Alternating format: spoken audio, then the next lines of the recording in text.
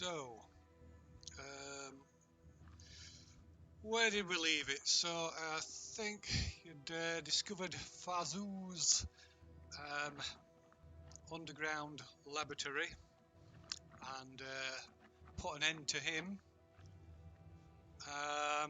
But you're all, or three of you, are still suffering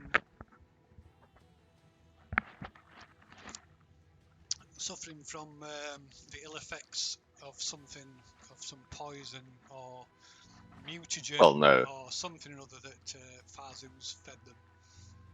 No, the other two are. Tridony didn't arrive after the meal. Yeah. They hadn't. No, I'm including Cosimo in this. Obviously, Gotcha. Obviously, Svan's not here. So, so to attend to that matter, that unfortunately Isfan is not with us for the moment. I've decided to rule that his mutations continued and it has caused him to collapse unconscious. I think. Okay. Can he take some of my contagion too? Sorry? Can he take some of my contagion too? Unfortunately not. No. Are you sure? I forgive him a big kiss. So everyone's frozen on my side, so I suspect it's me. Yeah, it's all per the things. Pause. Ellen, pause. Oh, that's good. Ellen, pause it.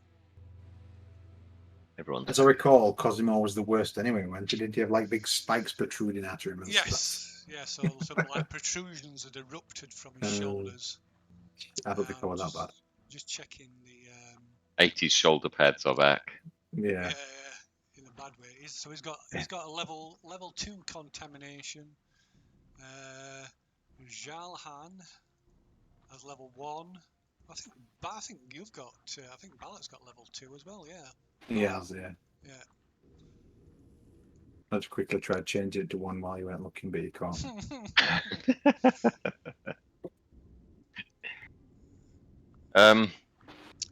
Well, there's a creature on the table with tubes coming out of it. Oh, I do remember. Have you went seen it yet? Will you, Lou? No, I have. They whipped the curtain back and I rolled really, really high on a save. Oh, it's like the worst in the world. If we can, I reckon we get away from it as soon as possible. Or we were looking for potions, weren't we, inside? Well, a lot of stuff detected as magic. Where was the cat? So the cat's just like prowling around the room. Although it's staying well clear of Fazoo after it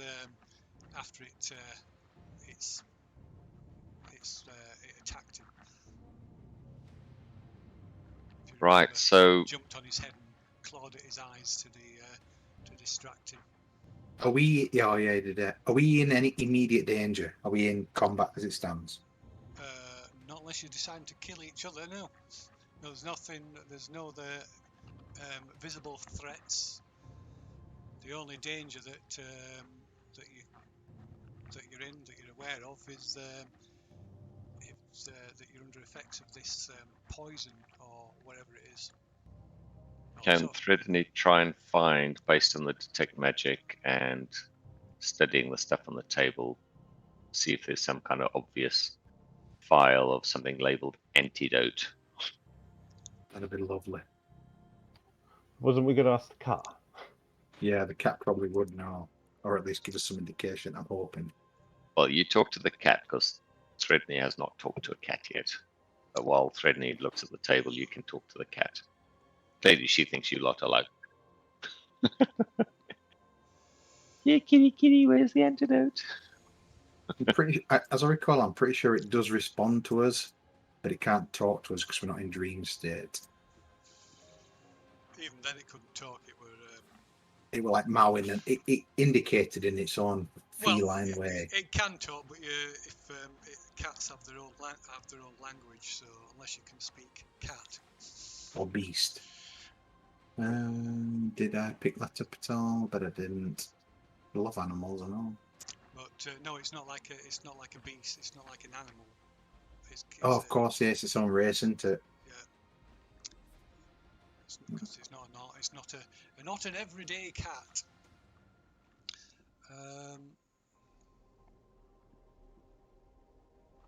So I'll approach the cat then, Phil.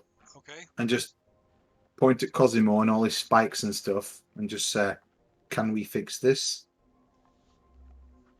Surely you would know, looking at Cosimo, looking all Venom Spider-esque, what I'm talking about. Okay. And what's Jalhan doing? Where's the bloody thing with the there it is. I'm moving away from here. There we go. Okay. Yeah. Okay, so the cat, I've forgotten his wonderful name. He's got a crazy name, hasn't he? Urquell or something, I think. It's been a while. Let's see, what is your name? Zakwa. Yes, something like that, isn't it? It is Zakwa. Zakwa. Yeah, so Zakwa sort of looks at you, tips his head to one side, and then proceeds to like skip, just jump up onto each of the tables around the room, and then looks at you. Meanwhile, Threadinny, you can make a perception check. Once I log back in, because I hit the little X when I didn't mean to. Just You will also notice that because the encumbrance mod is now working, that if you've got an encumbrance rating, you've got a little icon next to your character token. Token, not token. So there's awesome. one. So there's a light encumbrance marker on Jalhan, and if you notice on Cosimo's, if you can see his token, he's got heavy encumbrance.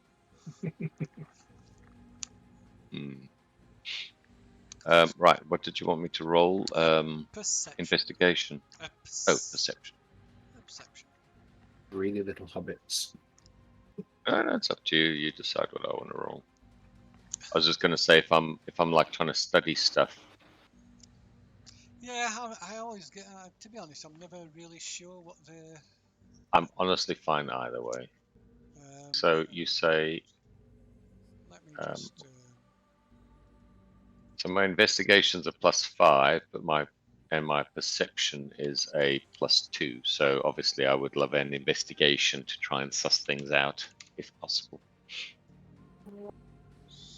It's a strength to them, Bobby. Skills. So where are we? Investigation. We're looking at clues, make deductions. It was full of clues. Deduce location. Object served from the appearance of the log. Whereas perception is spot here that detect presence of something. Yeah, go on then. It is probably investigation, I guess. Cool. In this case. Oh wow. Don't get those rolls every day. No, you do not. So, let me get back to the right page. Oops, gone too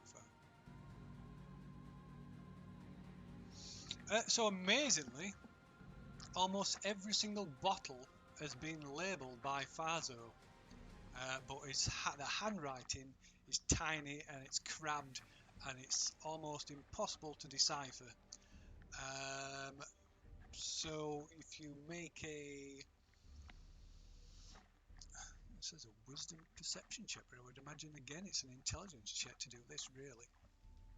So yeah, if you make it as a perception check but using intelligence. Okay, so that would be So D20. Using your intelligence bonus, but whatever proficiency you've got in perception. I don't have any. Oh, so just intelligence. 12. Okay.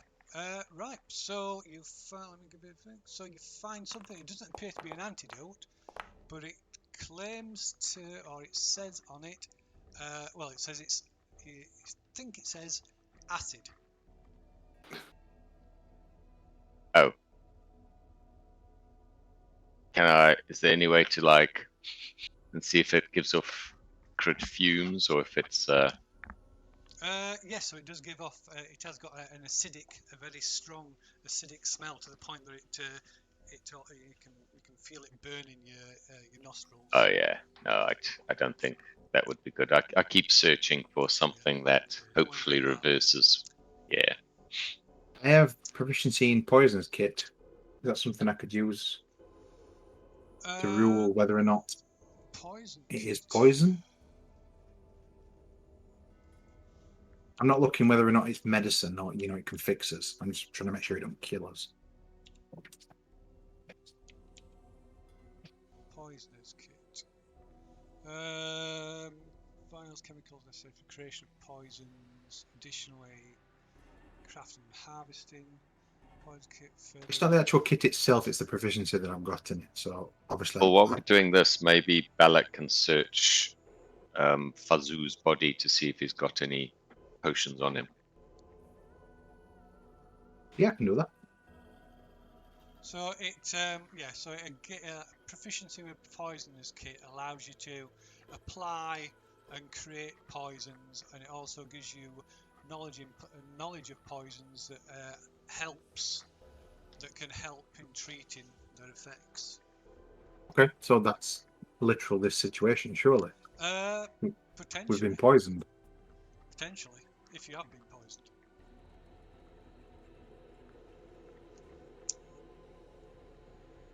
Yeah, so I will search for Zoo for any kind of antidotes or vials, but is over here, isn't it? Okay. Knowing full well what's behind the curtain, I'm not trying to get involved or making any So the saving throws. the curtain's not there anymore because Fazoo sort of pulled it down. Yeah. when he fell to the floor. I'll just chill here, round corner, so it can't see him. Okay. You can hear it. Oh God, You can hear it. is it sort bad? of It's like straining against its restraints, and there's like I said, there's this that sort of whimpering, whistling noise, or it's and combined with a sort of laboured breathing, as if it's somebody with like a breathing condition. Like I'll speak to Threadney and Jalhan and just say, this creature feels like this sounds like it's in distress, and it looks to be, what's the word, kind of tied up. Restrained is the word I'm looking for. Yeah, so do we try and free it, or he's obviously kept it down here restrained for some reason. You said it had lots of tubes stuck into it. Yes, it does. Maybe if there's nothing on the dead dude, maybe you should start unplugging the creature and see how it reacts. I remember reading the description of what it was 3 times and then erasing it from my memory 3 times because it just sounded horrific. I can give you the description again if you want. No, I'm good, Tat. So we'll check Fazoo first. Okay. What's Threadney doing? Continuing to check. Try and find an antidote, yeah. Okay, and how about Jalhan? I'm gonna look over. I'm gonna search this table over here. Okay, looking for anything in particular, or No, just staying away from that monster and doing stuff. okay, just keeping busy. Keeping your mind off the thing in the alcove. Yeah, because I got that thing, so I can't actually go near that thing, can I? So no. I'm trying to busy myself until a plan of action has come. Okay, very well. If Threadney, then, if you can make another investigation check while you're checking the tables. Do you want an investigation or? Yeah, investigation while you're checking the tables. Yeah. Sorry. Okay. What's that? +5. Come on, roll high. Roll high. 19. Okay. Okay, so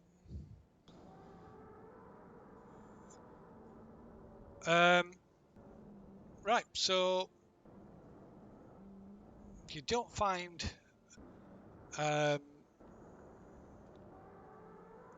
what anything that professes to be an antidote, but you do find under some junk you do uncover a bundle of notes that appear to be written in the same crabbed handwriting as the labels on the book, on the bottles. Sorry. Okay. Try to flick through and see if there's anything about reversing whatever he's doing here. Okay. Right. So there's a jumbled collection of notes in Farzo's handwriting. They're mainly chaotic. There's no like sort of order to them. They're just like sort of scribbles. There's no on... index with glossary in the No, back with but- nice but- little. But not Don't even do a that. decimal system. This is disgusting. But not even that. There's not even like written in paragraphs. It's like there's just things scrawled all over at random, seemingly at random all over the pages. Some things Cravings. overwritten 3 or 4 times with different things at different angles and written scribbled into like margins in between other lines of text. It's really it's just like chaotic and barely decipherable. It's bits you can sort of pick out, just like just seem to be random ravings, and it's into also, as well as this common script, it's also intermingled with some unidentifiable runic script. But so it could take a bit of time to like lead through it and see if you can find anything of use in it. By a bit of time, are we talking like an hour, or? Yeah, at most. Okay, I'll unless someone else needs my attention elsewhere, I'll start working my way through the notebook. Okie dokie. So, Jalhan, you can make a perception check while you're trying to ignore the thing in the alcove.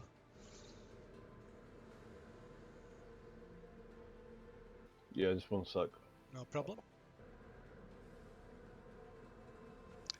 How do I go back on a page? How do you mean?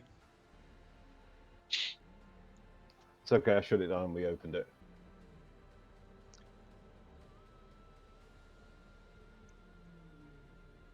Yeah, my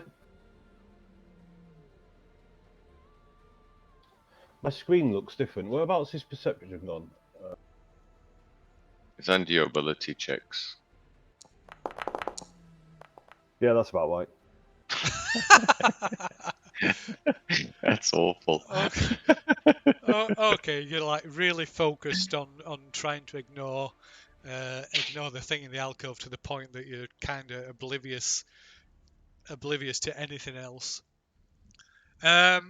So Barak, meanwhile, on Farzu, apart from the short sword that's still grasped in his cold hands, you find a bunch of keys inside tucked inside his jacket.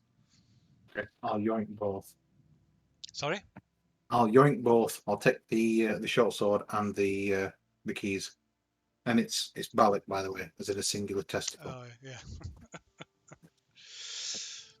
Okay, right. You're like removing as you're removing you remove the keys and try to get the short sword. Try to get the short sword, but it's like his hand is just like clasped tightly on it. It's a death grip on this sword. Okay. Well, you stamp on it, and if that doesn't work, I'll chop his hand off. Okay. Right. So you like stamp on his hand. Let's see. Out of character, I am on the level 1, and I've not got a penny to my name. I need everything I can get. Yeah. Sorry, Has the character sheet changed, or have I clicked on something and changed it? Because it's not how it was before. Yeah, the character sheet might have changed because I had to get rid of some of the character sheets because they were bugged out. When I created all the character sheets for everybody, Phil, I used my character sheet, so it might be just as well setting Stephen's up same as mine because it's slightly different, but not 100% different. Okay. So whichever one I've got, it might be just as well setting him up as well, same one. Right.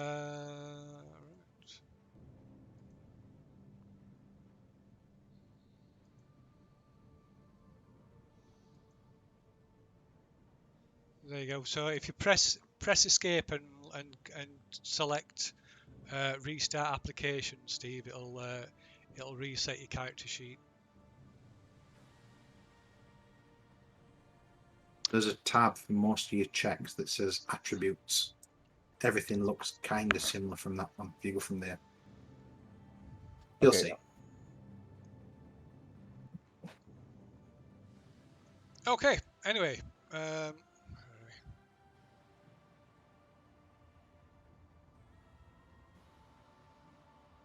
that's wrong one. That's why I can't see that.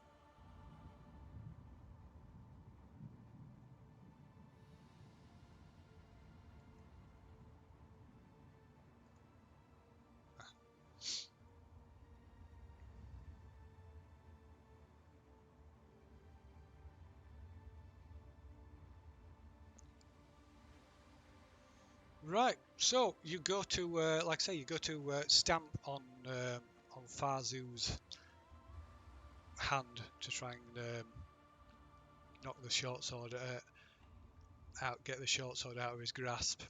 But as you do, you were like suddenly surprised to see his eyes flick open, and he just stabs at you with the short sword.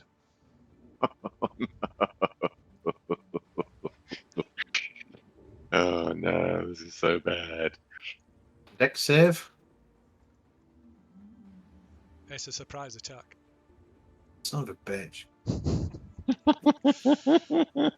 Fucking zombies. Zombies and vampires. What is your armor class? 14. 14, What was right. your? Okay, right. He thrusts the sword up, like sticking the sword into your leg. Ah, it busted! Stabs you in the heart through your foot. Some short sword. I'm 6 feet tall. Ooh, you take 7 points of damage as he like Fuck off. rams No, it. I don't. I've got no life left. I thought I'm. Stabbed in the heart. Fucking Jesus Christ.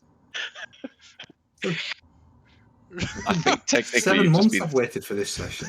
I think you've just been sodomized by a short Oh, sword. yeah, not many. I'm dead. I'm down. Oh dear. Oh dear. I've only got 8 life. I was sat on 7 out of 8. And he does you for 7 points of damage. Fucking bullshit. I feel like Will Wheaton. Oh god. Uh, Holy shit. he goes, ah! You fools! Fazu told you that the mother would not forsake him. And he sort of pushes Balak's corpse to one side and staggers to and gets up to his feet. Can I at this point blast him with a spell, please? We can roll for initiative, yes.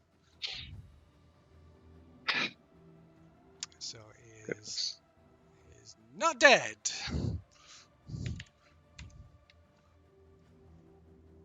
I mean, I didn't assume he was dead. He kind of was. I would have gone over just like, gingerly tapping him just to make sure. I wouldn't just go do stamp. Fucking no. I hate this guy. I'm going to burn his entire place to ground as soon as we leave. Oh dear. I was trying to measure the distance, but I've put a little explosion on the screen and I don't know how to get rid of it now. Oh, sorry. Have you? I can't see that. I can't see it either. It says 1.3 foot and it's got a little bomb on it.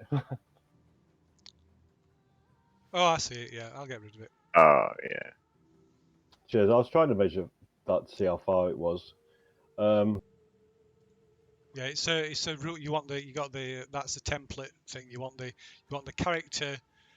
Top left, the token controls icon, and then it's the third one down, which is a ruler that says measure distance.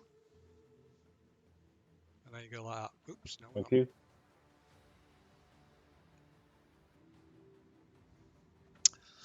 Okay, so just need Jalhan to roll initiative. Which one was initiative again? It's And on the fist, top right. Sorry, I didn't hear that. Oh, you can click. Fist. Yeah, the fist at top. The icons at top right hand corner. There's the fist that opens up the combat tracker, and then next to your name there'll be a dice. There you go. Oh. Nice. Can I play as Cosimo? It's unconscious. At least I play might as get a me? chance to. So I At least think I might get a chance to play tonight. you've got his roll. You got the roll down to a T because he's unconscious. So doing well. I cast Fireball. Throw the acid at it. Let's see.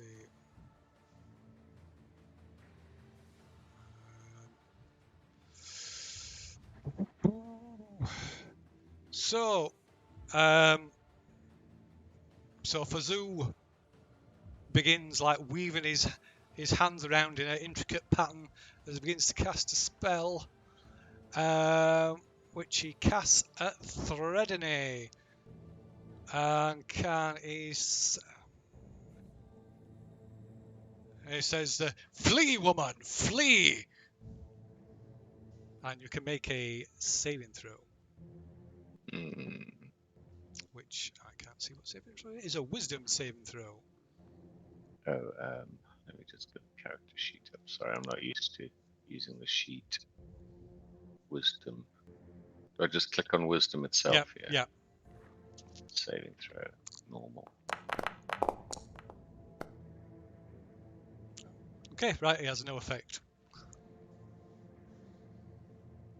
Cool.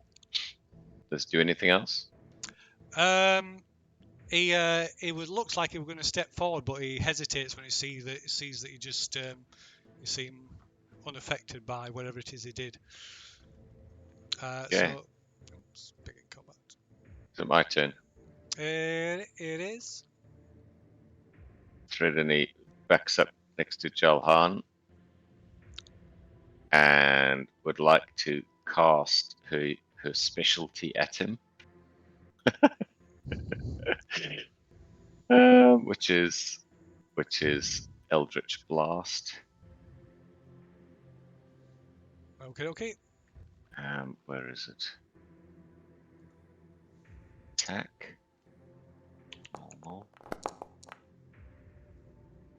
That should hit. Yes, I believe that is a hit. Is it not shown up in the tracker? Okay. I can see it. Oh, it has, but it's not given me a button. Oh, it's got the button on the. Okay, cool. It's on the character. It's on the character sheet. So that's 4 points of damage. Okay. Quick question. Yes. Because I'm unconscious, can I talk to Dreamcat? No. No. Okay. Question: if I Awful. fire my bow at an arrow at this dude and I miss him, what's the odds that I'm going to hit Balak? 100%. Not very much because Balak's on the floor, so it's high. Yeah, but the way that I've been rolling, it's probably going to ricochet and hit it. It'll be 50-50. You either will or you won't. Okay, I'm going to fire my bow at the. Okay.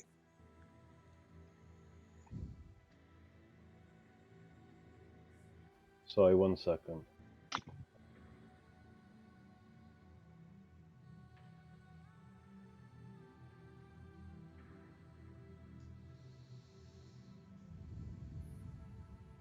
How are we doing? How do I use it again? I've clicked on longbow, but it's not letting me.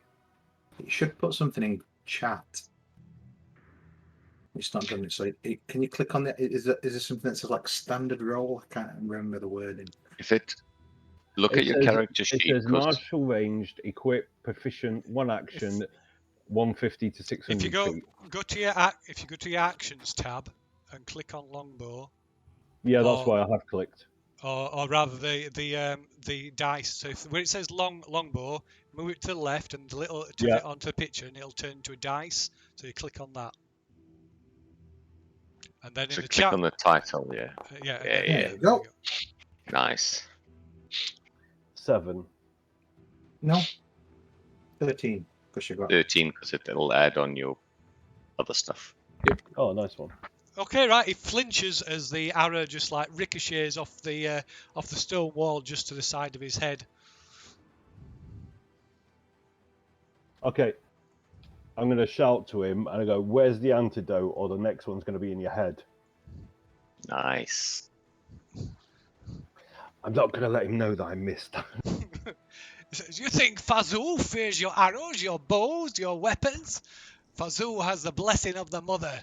Fazul cannot die. See about that. the cat getting involved again, Phil. Not at the moment.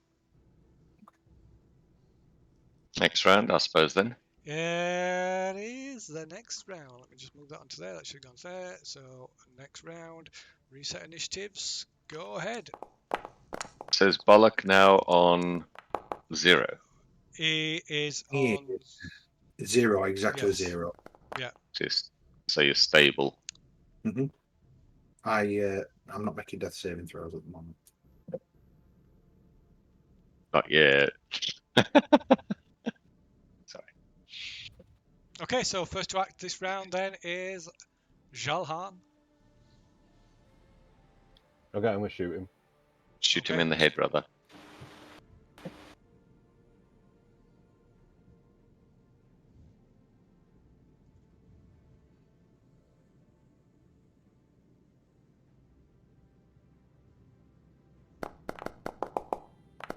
Oh, rolled off at 18. Right. Right. Fazul just starts laughing as it pings off the wall like about 10 foot from him. I shout, I'm warning you. This is your last chance. I'm super stereo.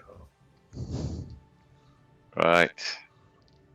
Shredder is going to attempt to hit him with a Eldritch Blast. Okay. She's a one-trick pony, and this is her trick. Melt his balls off.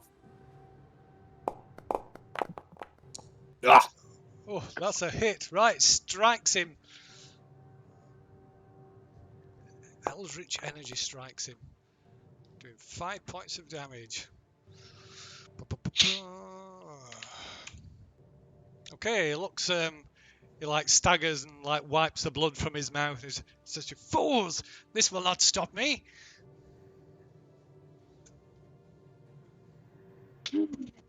Holy cow.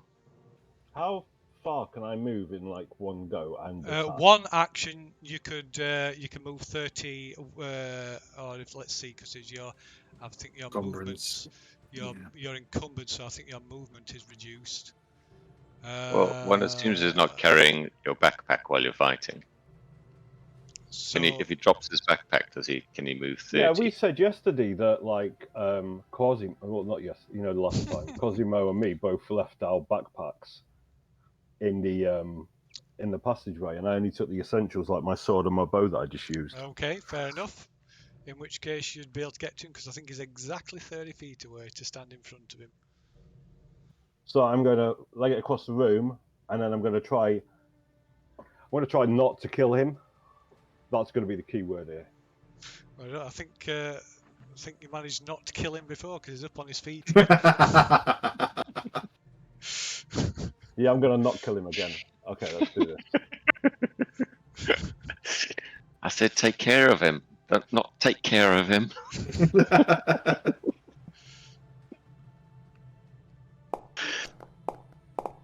Oh, 20!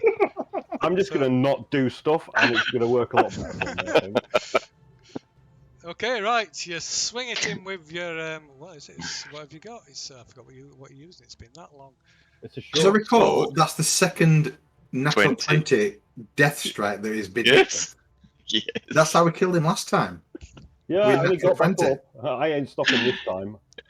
Is it short? Is it short sword or the long sword you're using? The short sword. Short sword. Radio. Okay, go on then. So it's a critical strike.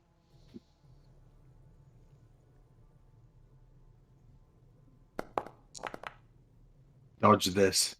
9. What? 15. Oh, yes, you got the ads. You got the extras. Yeah, 15 It's points all of damage. God. Please tell me it drops again. Right, yes. You hack it, you like slashes.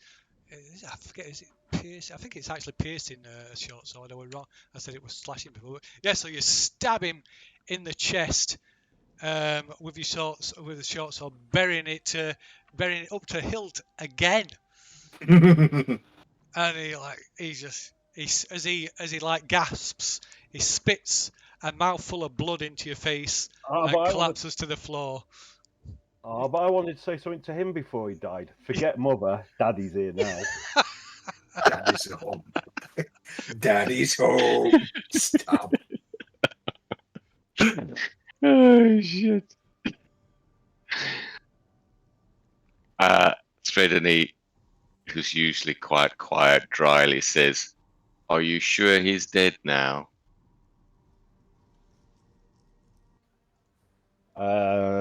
I don't know. And then I'm going to cut his head off. Okay. You giggle. If I could have cut his head off, I would have done.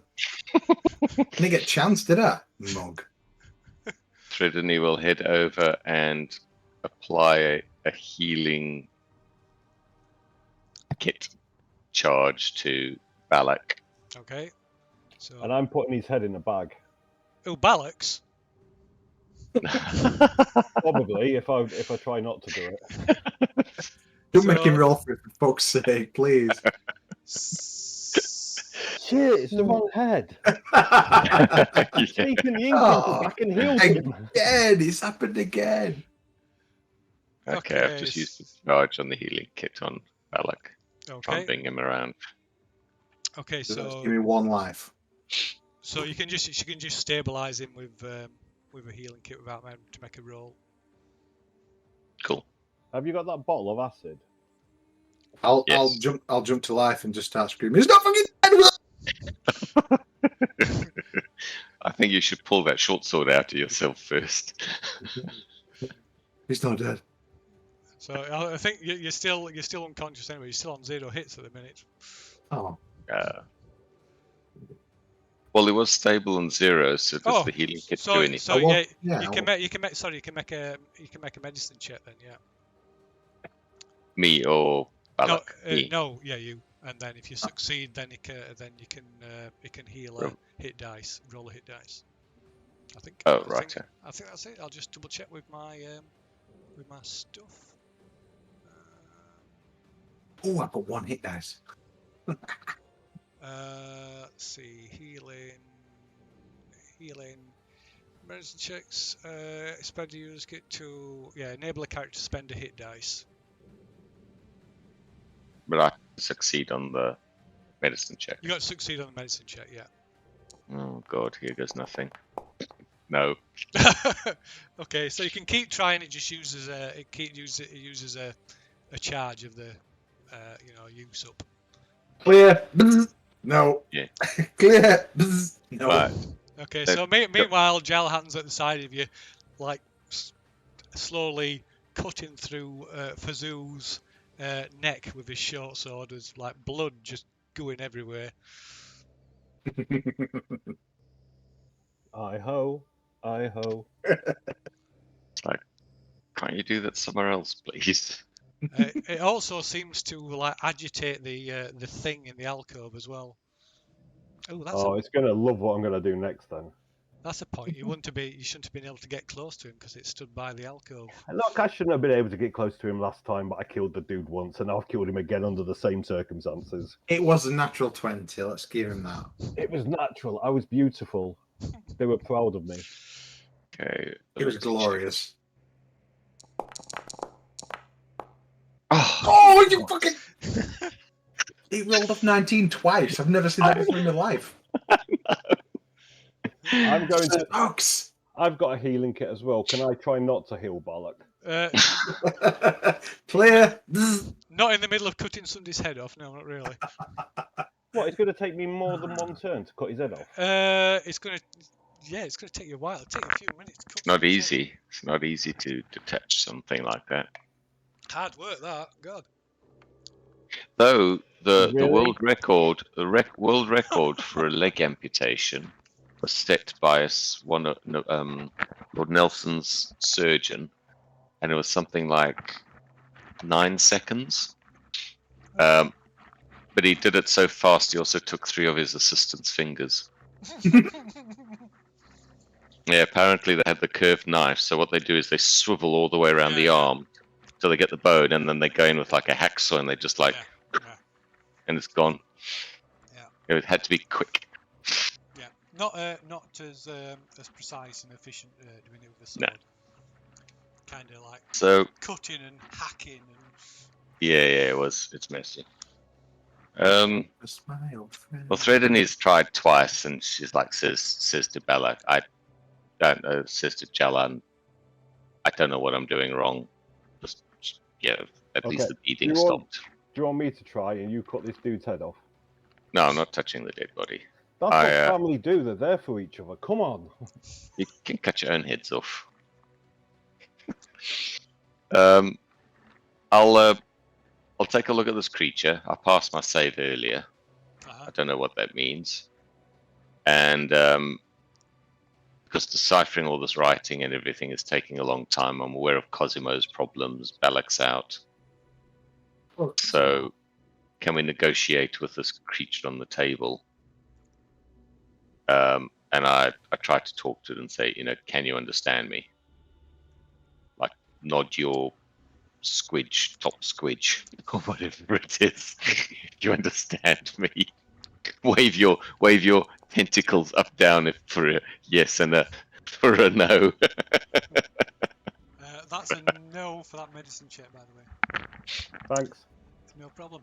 So it's you go to Threadney, you go to approach this creature, but it's you hold off getting any closer because it's whether it's the fact that you've killed Fazoo again, or the fact that or just the smell of the blood, but it seems to have agitated it even more, and it's strayed in quite violently against its restraints.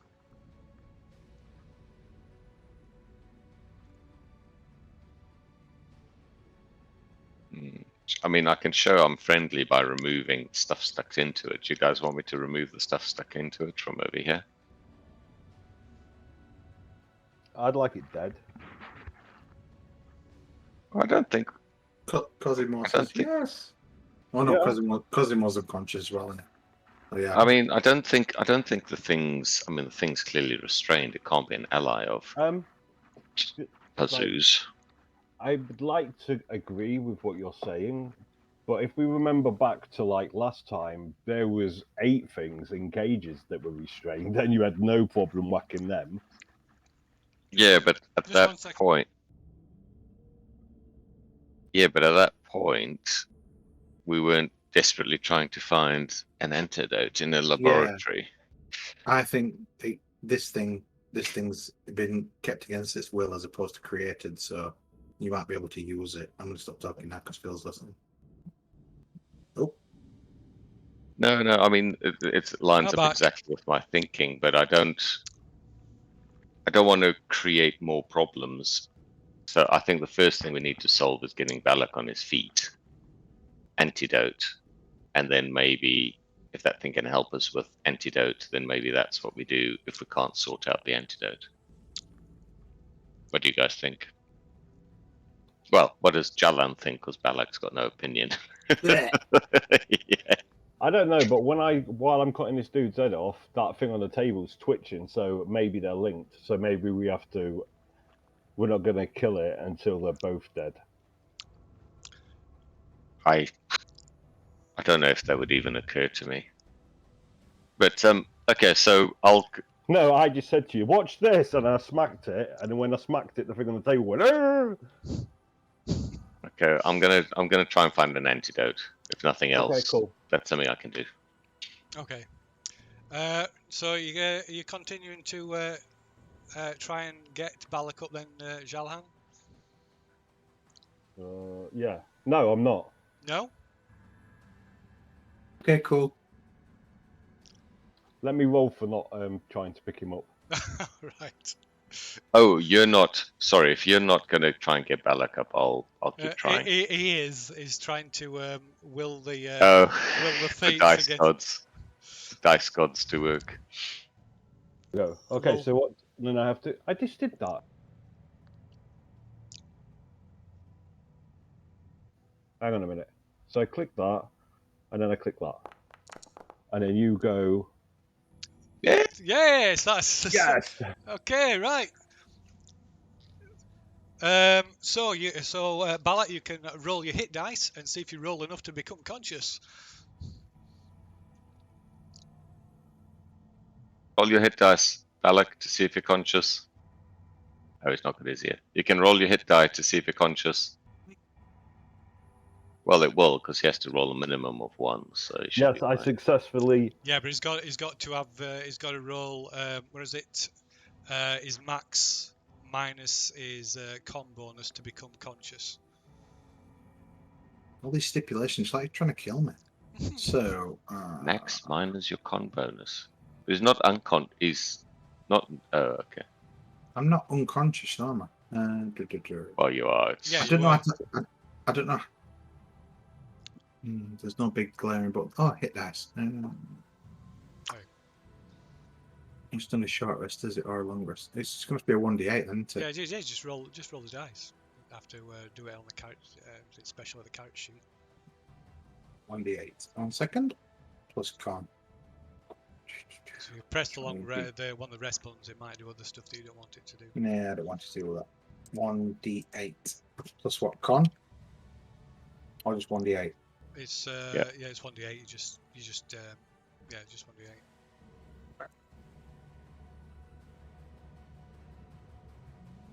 I can't remember if you. Oh, that's yeah, bang on. That's good. That's bang on what you needed. It's put my name as Balrig, though. Is that my other character? That's the other character, yeah. Have you clicked on the other character sheet? Mm-mm.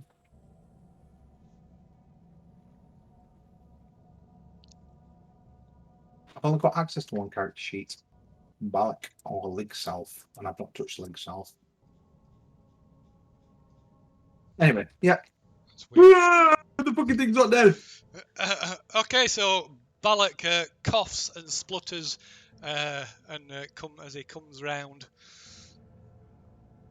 Wake up! No time for sleeping. Start chopping.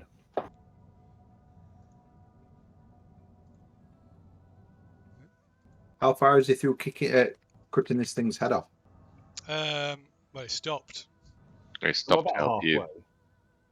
Then I'll punt other half at head as hard as I can. Just kick it as hard as I can. Try and kick his head off.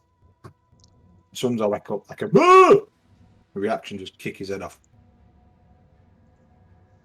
Okay, well, it takes you a moment to. It takes you a moment before you can get back up and get out on your feet. You have to take a moment.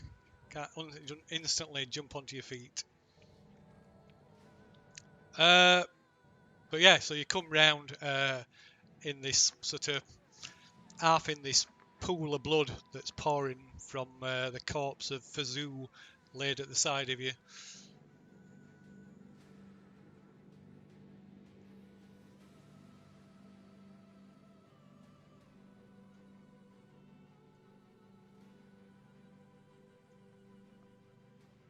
Hello? Okay. I'm just literally. Covering. I went to investigate the dead body. The dead body stabbed me. If I can't kick his head off, then I'm not sure what I want to do. Okay. What's Jalhal doing? Threadney, are you still going through them notes, did you say? Yeah. Okay. Okay, I'm going to put my arm under Balak and try to lift him to his feet. Okay. Okay, right. So with your help, you drag him to his feet. He's a bit unsteady at first, but seems to be able to sterner stuff and comes round quite quickly, despite the grievous, almost fatal wound to his leg. Okay, I'm going to ask him, is he good? And then when he Just- answers, I'm just going to swing around and start hitting the monster again. Just a day that ends in Y. That's it. So what are you attacking? You're attacking the creature tied to the table. No, I'm attacking the dead thing. Oh, right, sitting right. on the floor. Gotcha. Okay, So is the curtain soaking up the blood at all? a little bit, I guess. So as you turn back to Fazoo, you are horrified to see sort of like tendrils where you've been hacking through his neck. There's like sort of small like sort of tendrils and snaking out of his neck across the cut, this massive gash, and knitting his head back and neck back together. No, his head's in a sack. Oh, he hasn't got that far yet. Oh, right. Gotcha. Gotcha. Okay, so you can make a wisdom save at this. Is that a Shalhan? Yes, At the horror of seeing the head, yes. Seeing it it healing itself. knitting itself back together. Oh God. Okay, so that's failed. So you gain another a level of dread and stagger away from the corpse in shock and horror. Okay. Can't I just slap myself and say stop being a bitch? No. I mean, you can. But I don't think it's going to have any kind of positive effect on the character. Right. Can we chuck the Good. acid on it? Well, Threading was going to ask that question. As she obviously sees her Yeah. terribly brave brother screaming and running off. I turn around and just say, burn it! Grabs the vial of acid, what she believes is acid, walks up to the body and then pours the acid down onto where it's been hacking at the neck to try and get through. Just pours the acid on there to try and burn the way through, and then steps back again. Okay, right. You pour. It's all. It's quite. It's not a massive vial, but you pour it onto the neck wound anyway, and it instantly, like there's hissing and smoke comes, steam or whatever smoke, vapor comes off it as the acid burns Fumes into or the something. as the acid burns into the flesh, and it bubbles away and there's like melting flesh, melting away and burning away. Like really burning deep into the like flesh of the into the neck. But as the effect of the acid starts to fade, it begins healing itself, and like these like almost like miniature like tentacle type tendrils start knitting the wounds back together. I'd like to blast it with Eldritch fire, and then to try and detach the head if I can. Okay. At least we know that one wasn't the antidote. I would have been really gutted if it said you started to cure him. No! Or one of you drank it. That would have been pretty awful. Spicy. Right, Eldritch Blast. Do you want me to roll a few attacks? Yeah, you can. Well, yeah. I mean, it's pretty much automatic, so you can keep going. I just keep hitting it with Eldritch Blast until. Did you add a dread level onto your character sheet then, Steve? Yes, I'm up to 3 now. Yeah. I thought so. I just need to check what that is. I think level 3.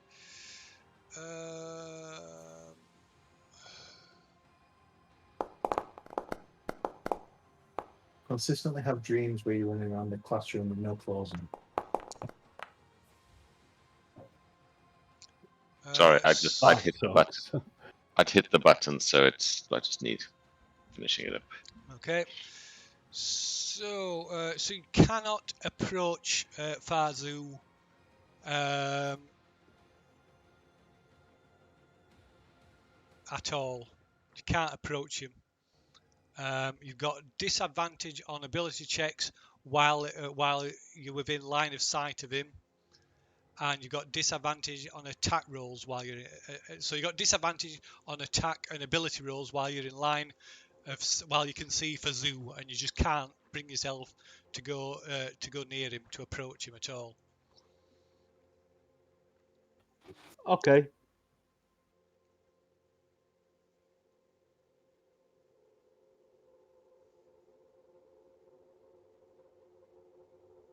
Okay, do I manage to blast the hit clean off? Yeah, so you can like keep hitting him like with blasts of eldritch energy till the head's completely obliterated.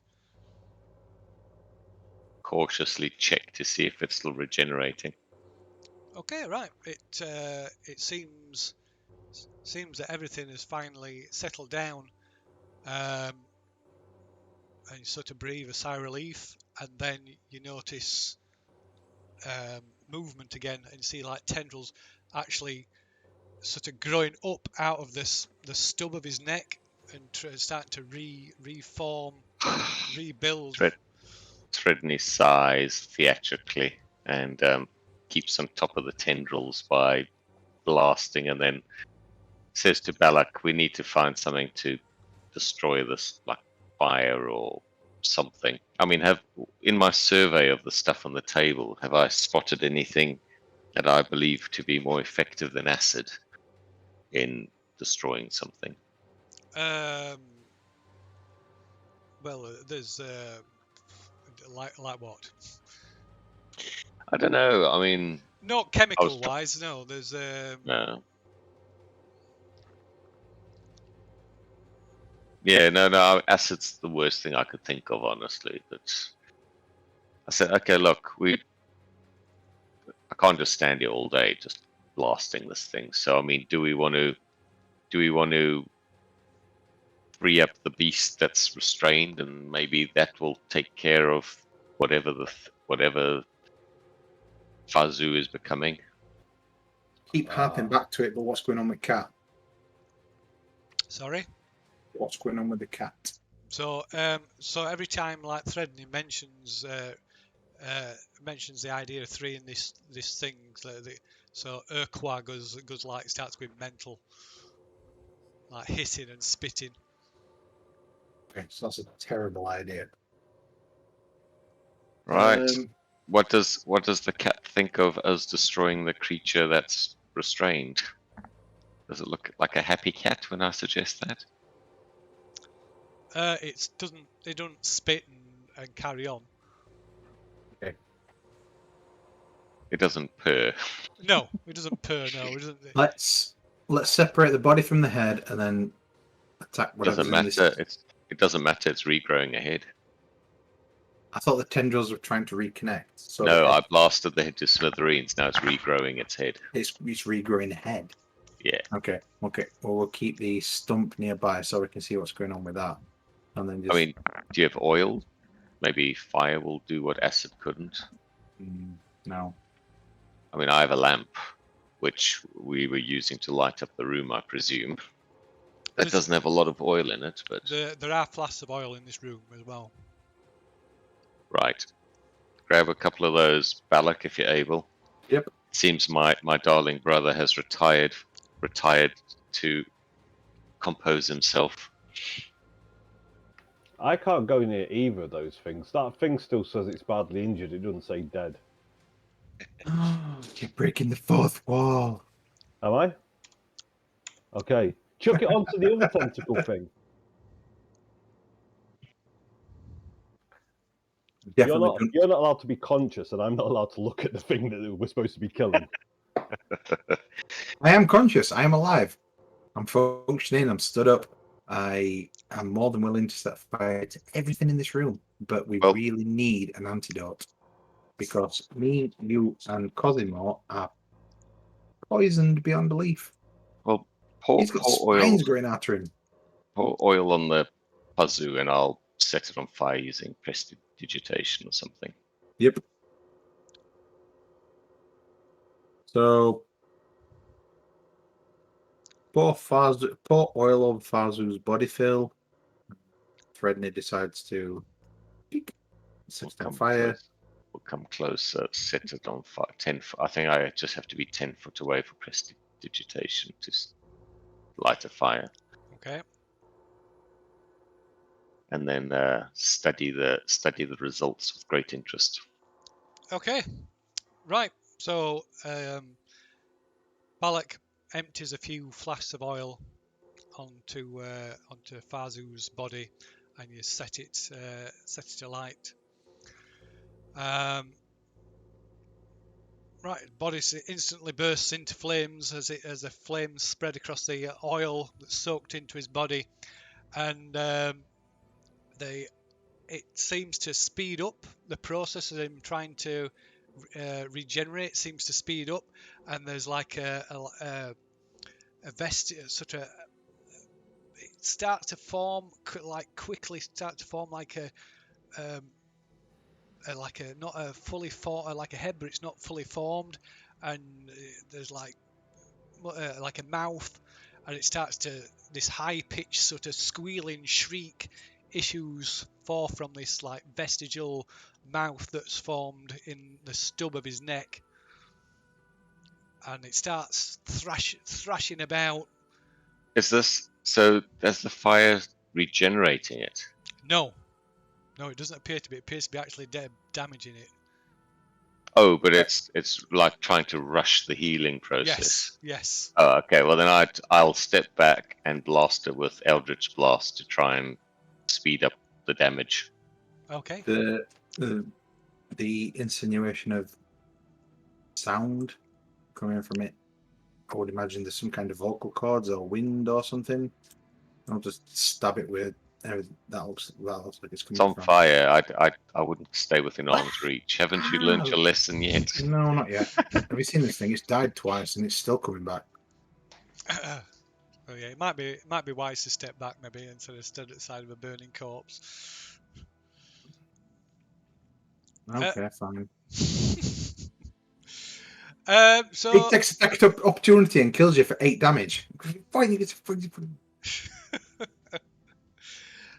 Right, so you keep blasting it, and the flames burn into the flesh till after a few moments there's just a blackened husk.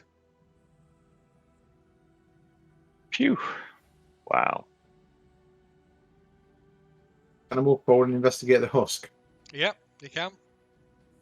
Is there any kind of movement at all? Okay, right. You peer closely, watching the body for any signs of life, but finally it appears that Fazul is dead. Wow. Hurrah! Huzzah! So Jalhan, you are still too scared to approach even his corpse. Really? Check his pockets, see if he's got any keys. There is nothing left. I've I've already got his keys. He's got no pockets left. I already stole his keys. I'm not sure about his short sword though. I think it was at that point when I went for a short sword, he stabbed me through the heart, through laid the leg, on the floor. through the leg. Stabbed me through the Achilles. Yeah, right in the groin. Oh. Oh, I saw a video clip of a baseball player diving for one of the plate things, and one of the fielders threw the ball to the guy standing at the plate, but threw too low, and as the guy's in the air diving, it collects him in the nuts, like in midair. Glorious. Just see the guy. Walk it off, big guy. Right. I mean, does Threadney like frantically trying to read? Okay. Does she see anything in there? Right. Okay. So you're going to continue doing that. What's Balak and Jalhan doing? I mean, obviously Jalhan's staying far away from the north end of the room. I'm going to. I think I'm going to take Cosimo back up to the bar and try to find some more alcohol and stuff so that we can burn. Maybe even drink so that I have some courage. Okie dokie. Righto. So what's Balak doing? Balak will, taking initiative from Threadnear, he will start to pick up anything that looks magical or important, or in the process of, or the final process of being a formalized potion. So you can see there's like yellow, green, orange, blue, anything that looks near completion or labeled, Okay. and just get out of here. Okay. What's the cat doing? It's just prowling around the room, watching you. In any particular area, or Not really, no. fucking stupid cat? Help!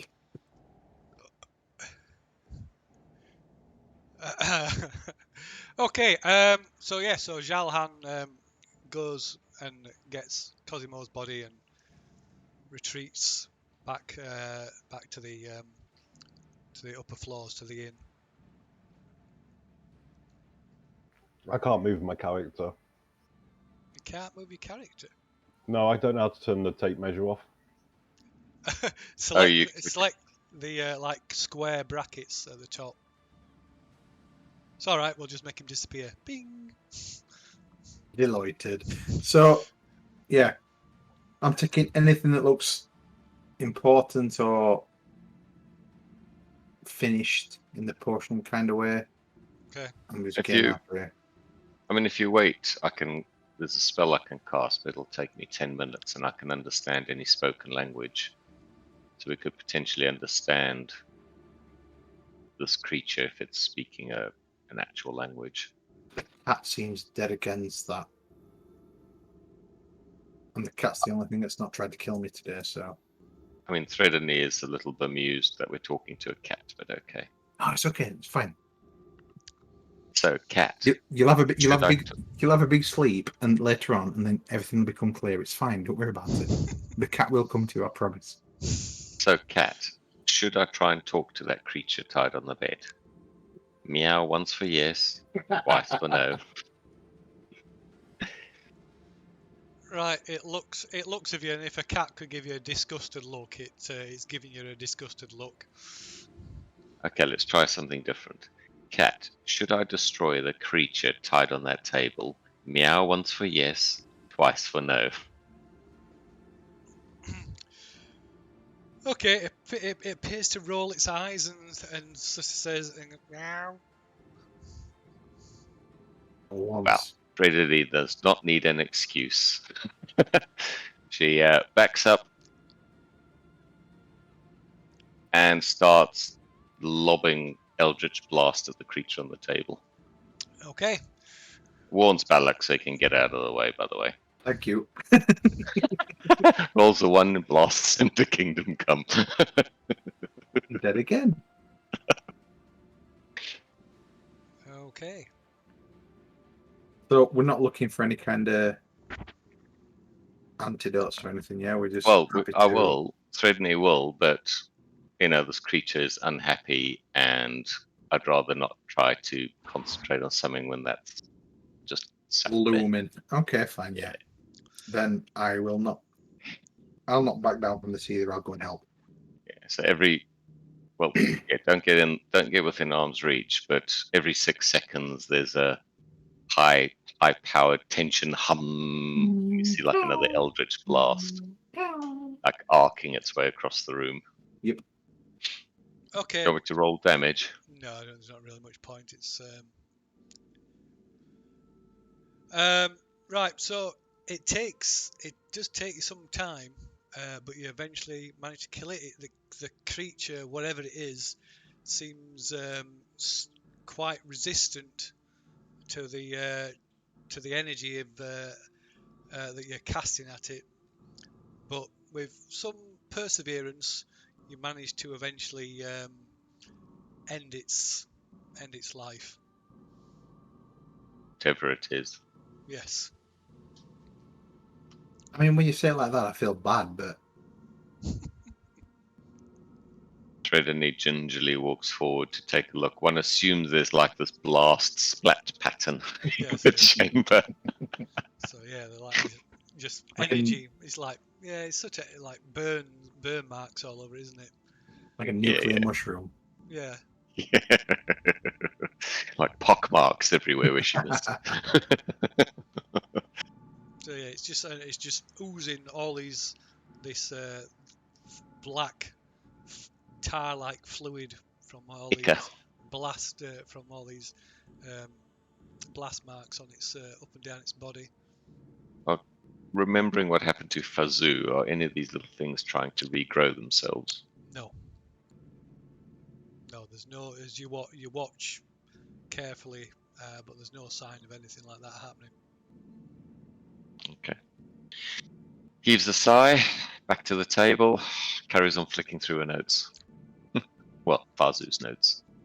See Okay, if she can work up the antidote. rightio. What's Balak doing? We know what Jalhan's doing.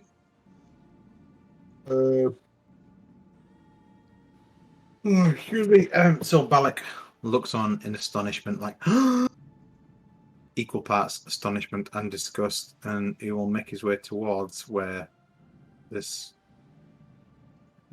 mess is towards the north and just investigate, see if there's anything Okay. except char marks and blood splatter. Rightio. Can Balak and Jalhan make another Constitution save as well at this point? No, probably not. Troops. Constitution. Saving throw. With advantage because I've died 4 times. I'm No. not scared of this shit anymore. No. No? Okay. Oh wow, that's 2 good rolls. Okay. Right. You managed to resist the effects of the mutagen. For now. For now, yeah. Anyway, meanwhile, so Threadneck, you persevere with these notes. Like I say, as you study them, you're able to piece together a few disjointed snippets that that suggest what you probably already suspect, that these notes are chronicling his Fazoo's experiments. But it's descent into madness. But it's in such, like I said, they're in such a way that there's only person who could possibly decipher this text is Fazoo.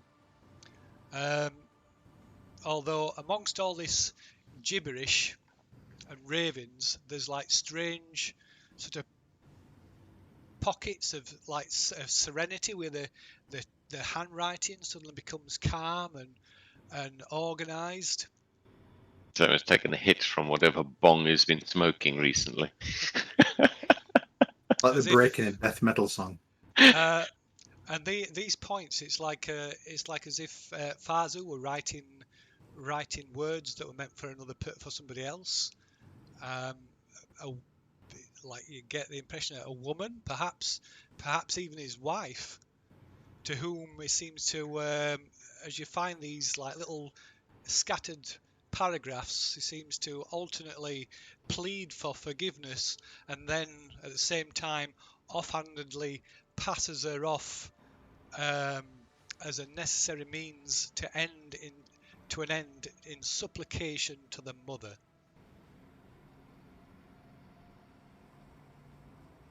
So it sounds like he was planning on sacrificing the wife to this creature.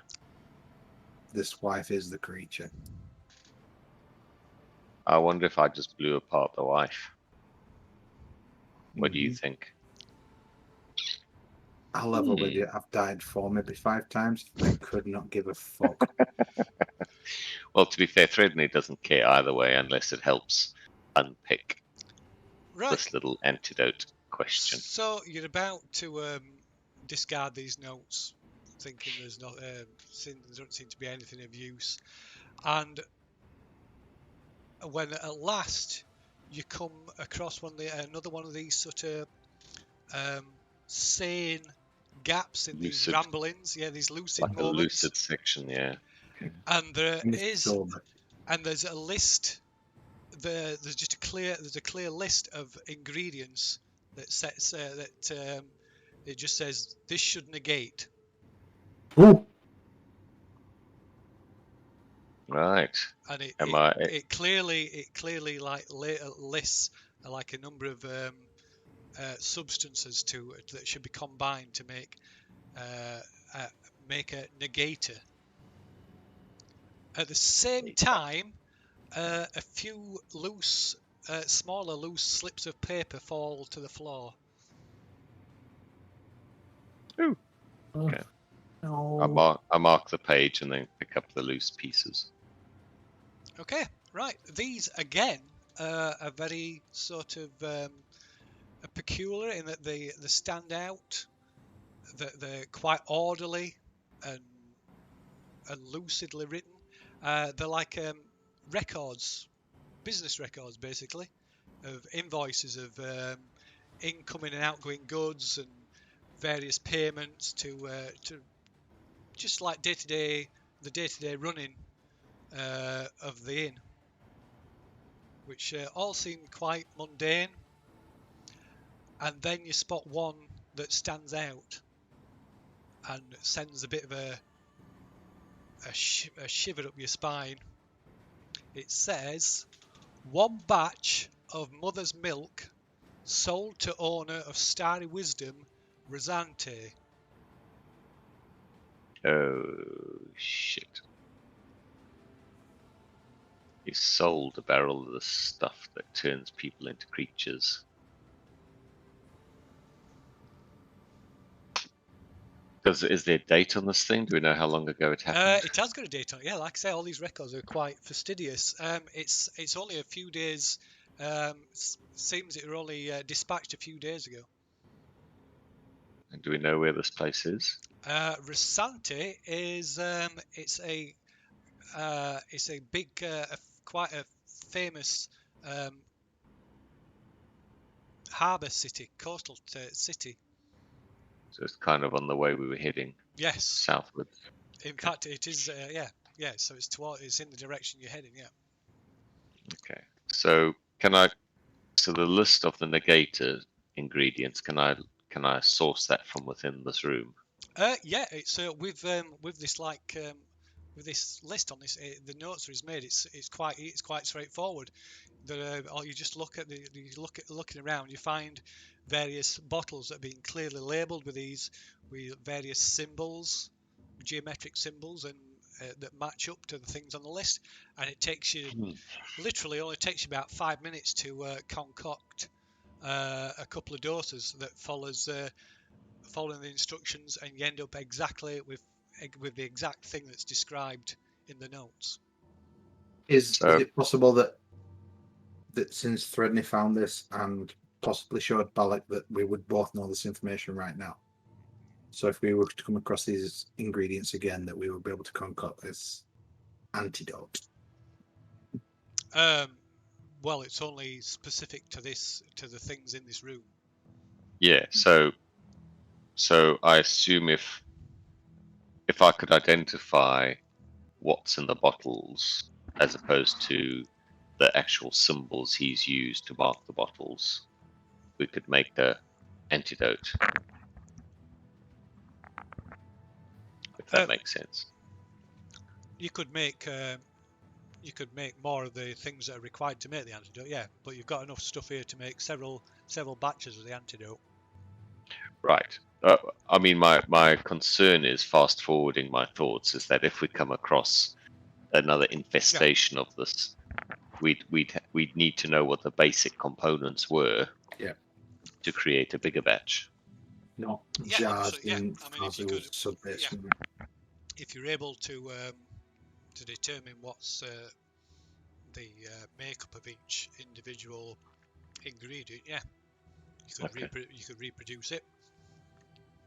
Right, so probably need to I'll- grab these bottles and get them to an alchemist or something who can tell us what they really are, or what they're made of. Okay, I mix up enough for our purposes and maybe an extra couple. Yeah, so there's enough to make up about 6 or 7 batches, which are like fits into a small perfume-sized bottle. Okay, I do that. I hand 3 to Balak and say this should work if you want to try some, and then take it to the others.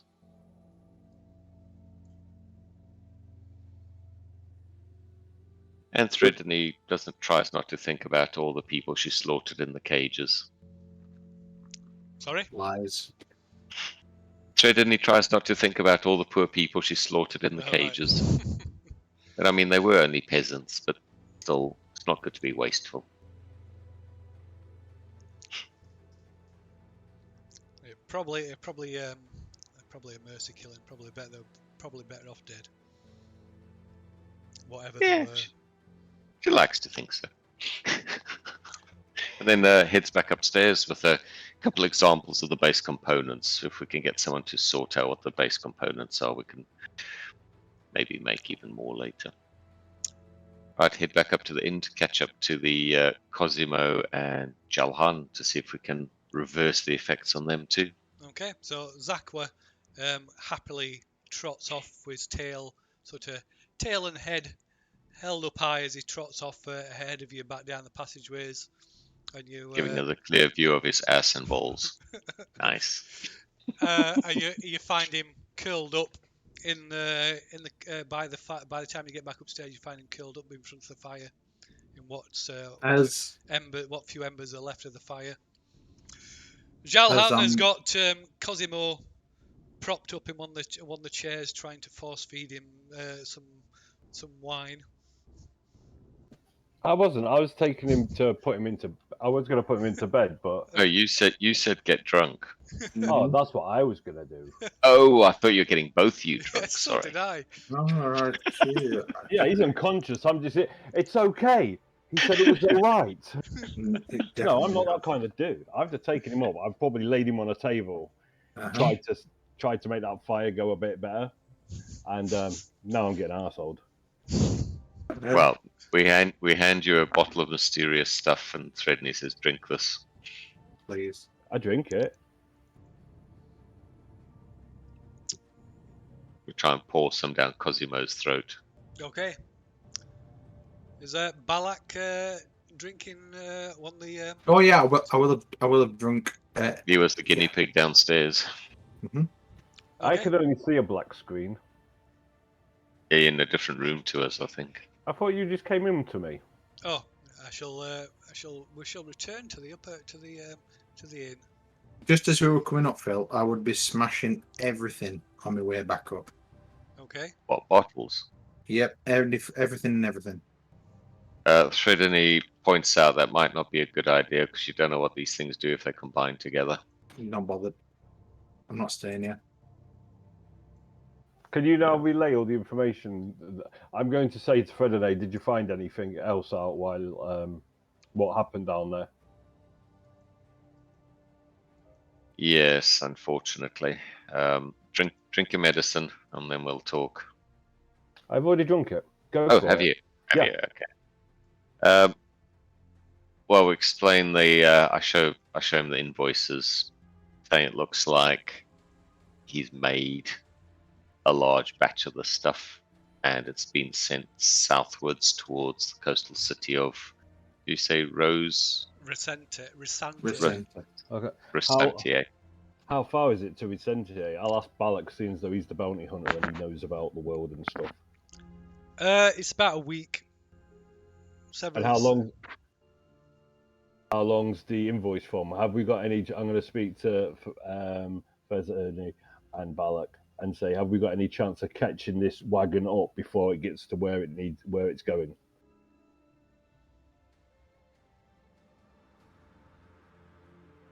Seeing as we've got no notion of how it's got where it needs to go, then I'm going to say no. Even if it's on foot, it's going to be before us. That's a barrel. It'll be on a wagon. You said that.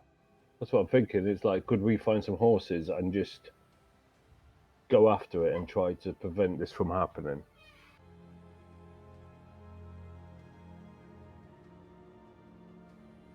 This is a possibility. We'd have to do something with Cosimo to keep him safe. That's it.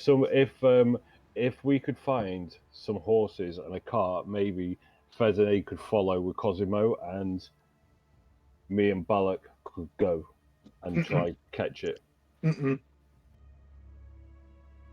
I think we should probably stay as a group. Well, yes. It's going to be too slow with Cosimo, isn't it? And then we can't leave him. Well, if he recovers, if the antidote works, then they can tag along. Yeah. As he recovers, but it all depends if the antidote works. Okay, so suddenly Jalhan clutches his stomach and collapses to the floor. Jalhan does? Yeah. I had to shit myself. I had a chili pizza.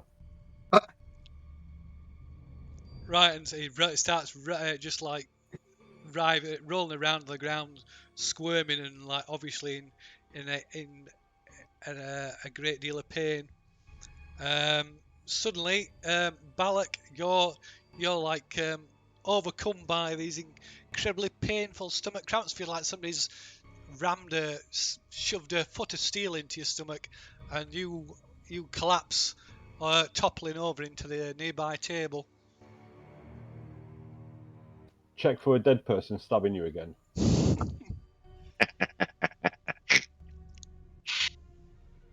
Okay, right. They're both. Even Cosimo starts to sort of writhe in obvious pain, despite the fact that he's unconscious. So Balak and Jalhan now are just whimpering and screaming. Tridony heads over to the bar to fix herself a drink. No, don't do it. Don't drink anything from the Don't bar. drink anything from here. No. I've still got a bottle of that stuff if you want it. It's pretty good. Oh, Christ. Can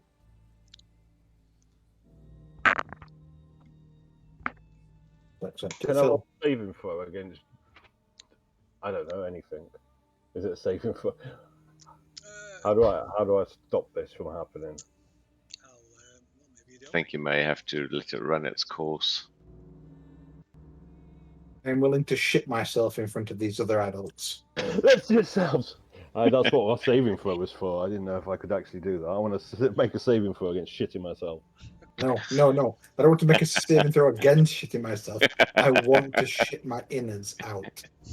Everything that's on the inside, yeah. I want outside. Yes, please. Oh no, I failed again.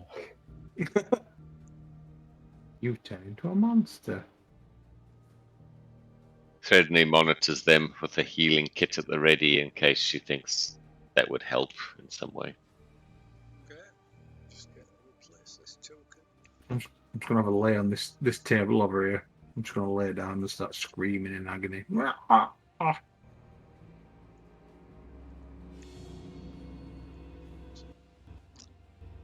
Okay, so what's Tridony doing? Sat there with the healing kit. See if there's anything in there that would ease some pains. Okay, right. You tend to him as best you can, but it doesn't. Whatever you do, doesn't seem to alleviate the pain that they're experiencing. So it's like that scene from Aliens where the little facehugger comes out of the person's chest. Get my innards out, please, please. Okay, so Eldritch Blast right here, pointing at his belly button. So it's they like don't stop whimpering and screaming for the next. It goes on for at least for like an hour, maybe 2 hours. You lose track, Oh God. and the sun's like breaking the horizon when they finally stop. You like suddenly snap awake, awoken by the fact that they've stopped screaming, and you can both make a Constitution save.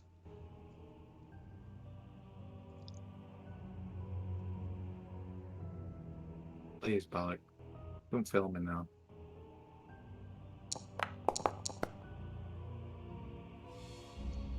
Oh, Jalhan, you passed.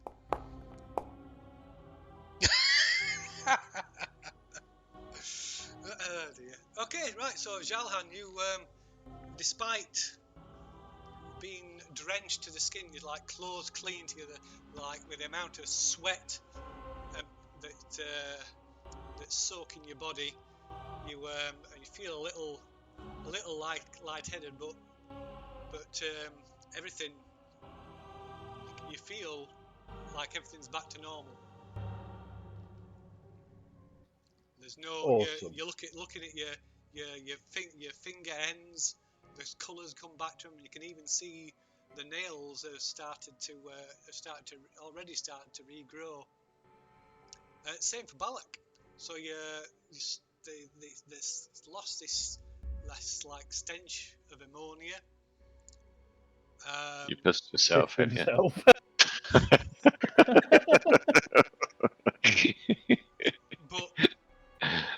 But your skin has remained like a chalk white, death-like colour.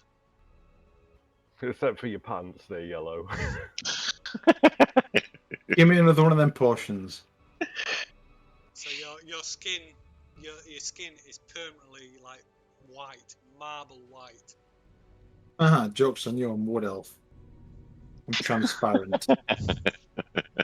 It's like a Scot. Is that what White as shielded pale. Yeah. What were those dudes called from Aliens? The Architects or something? Yeah.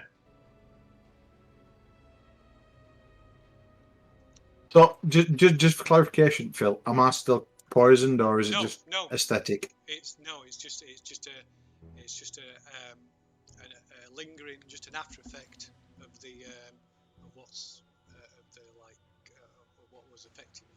So the antidote's cured you, but the it's left this effect. Do I have a contamination level? No, you're not poisoned or contaminated in any way anymore. It has just permanently affected the pigmentation of your skin. Wow. Better be careful, or the white supremacists latch onto this.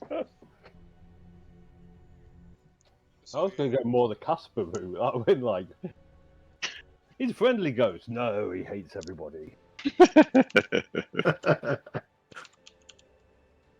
Sorry, twice. Mute that. Right, so I mean, is Cosimo have all the little shoulder pads from the 80s retracted and all the rest? Yes. Awesome. So Cosimo's doing good too. Yep, he's all good. Awesome. Fantastic. Right, well, I think I did nothing, but I'll take the credit. I saved him. I brought him upstairs. I think, gentlemen, we need to discuss what we do about that barrel of poison that's been sent away from here. Do we know if there are any horses at this inn?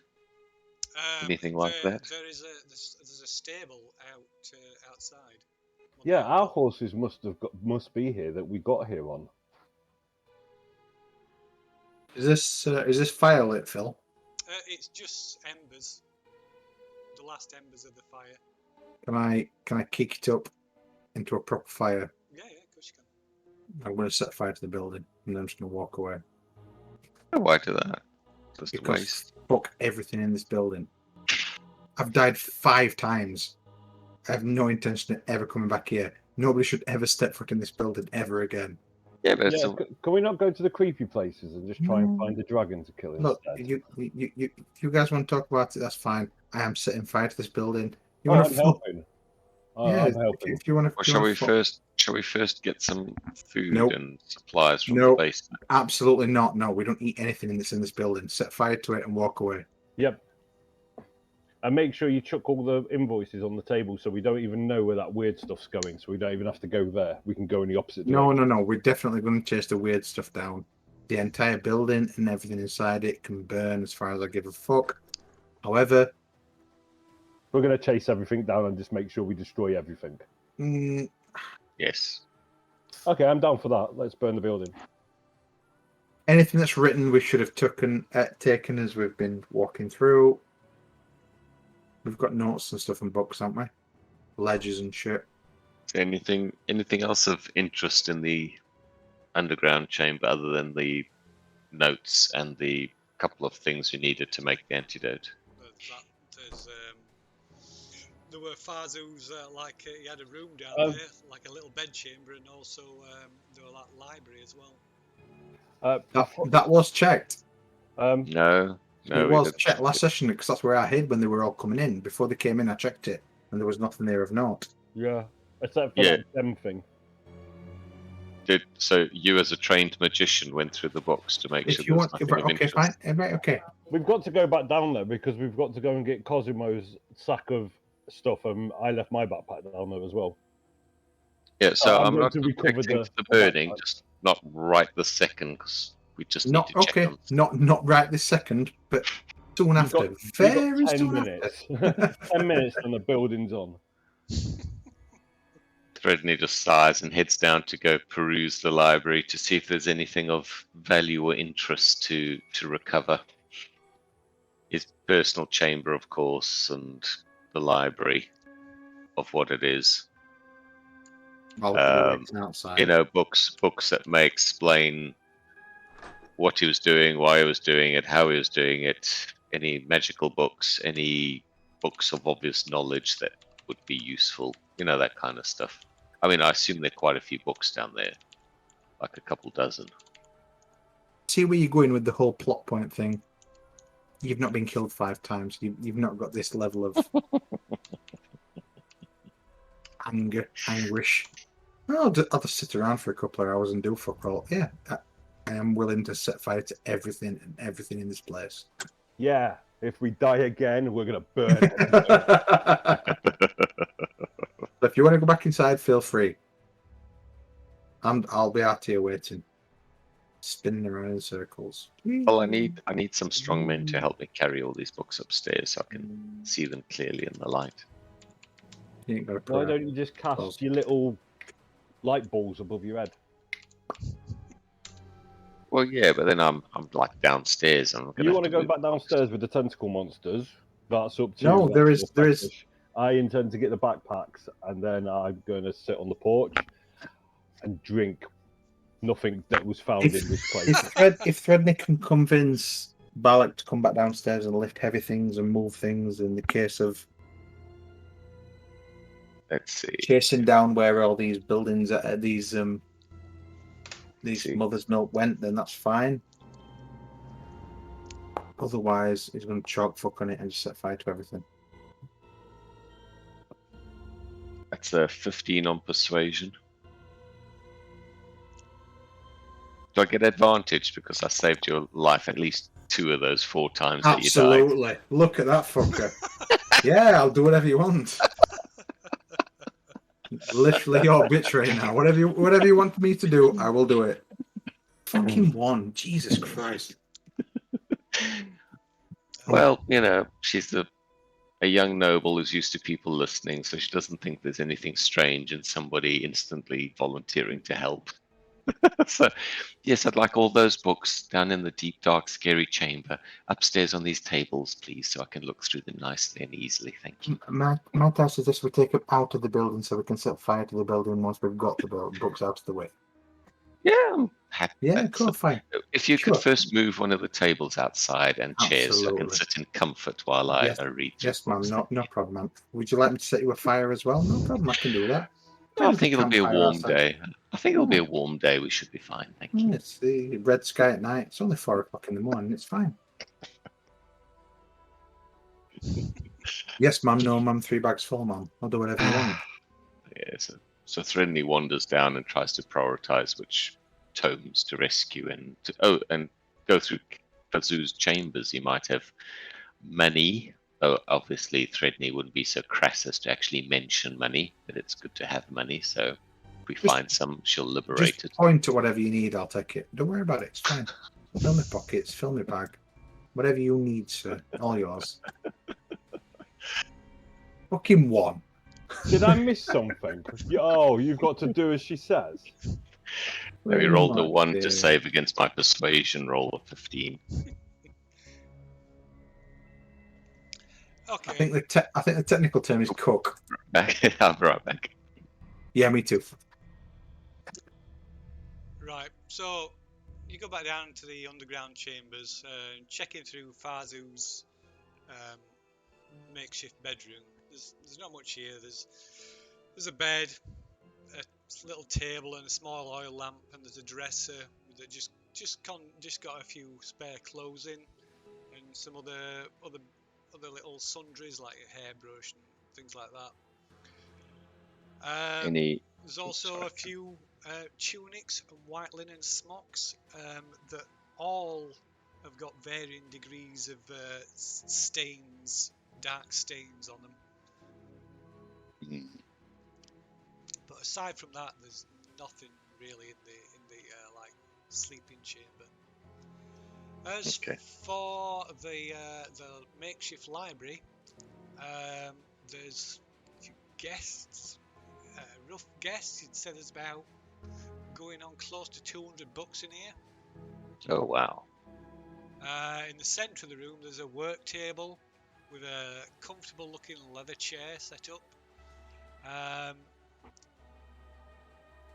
And a lantern that's got doesn't appear to have a candle or anything. It appears to have some magical light source in it. Has Stredney seen something like this before, like a continual flame or continual light spell? It looks something like that, but as you look closer, it looks like a crystal or gemstone, and it gives out constant bright light in about a 30-foot radius, and dim light for another 30 foot. Is it loose in the lamp, or is it fixed? No, like opening the lantern up, it's just resting inside. You just pick it up and take it out. No, she picks it up and takes it out. Like, ooh, very nice.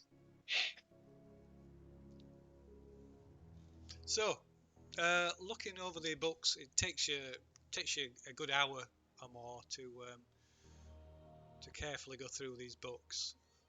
A collection's composed mostly of stuff on history, magical theory, human and animal anatomy and biology.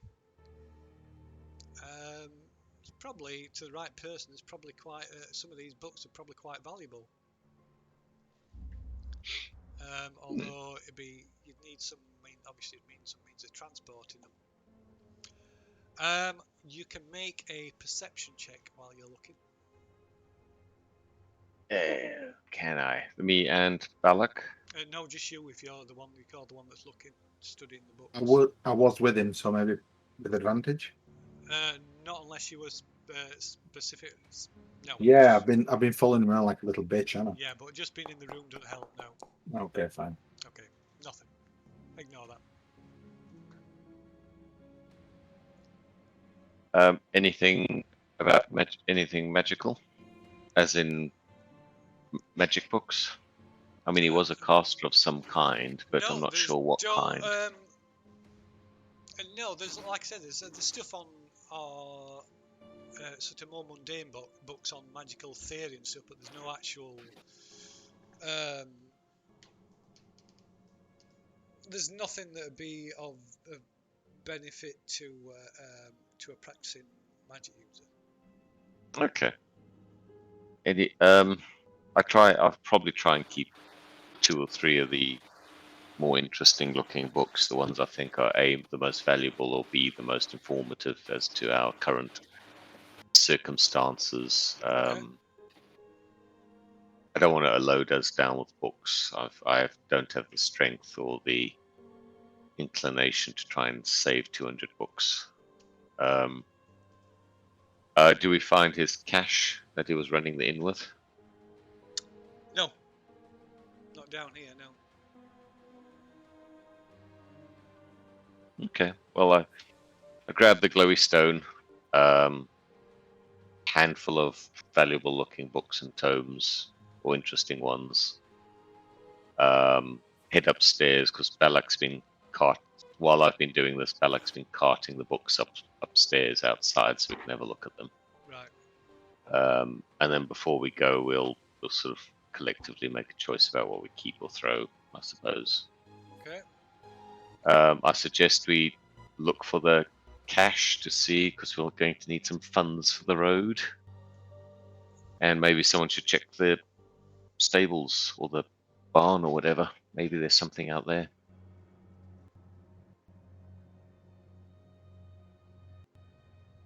That's it. Threaten is, I think, happily occupied with the books now. Okay. So what's Jalhan and Balak doing? I'll go check any stables or outhouses that there is.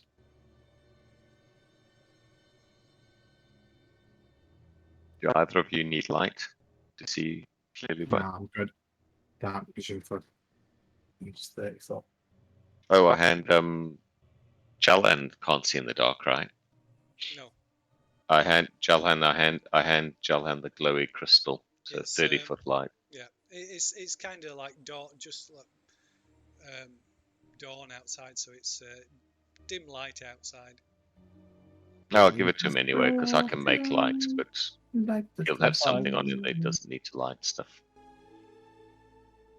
So you've got a crystal now that gives you light in a 30-foot radius, bright, and 30-foot after that dim.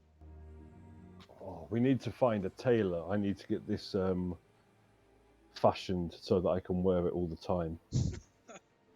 There is just completely off topic. There was a rapper in America, Lil Uzi Vert. He had a $24 million pink crystal embedded in his forehead. He went to a festival last week or a week before. Crowd surfed, jumped in. Somebody ripped it off top of his head. Serves him right. Idiot.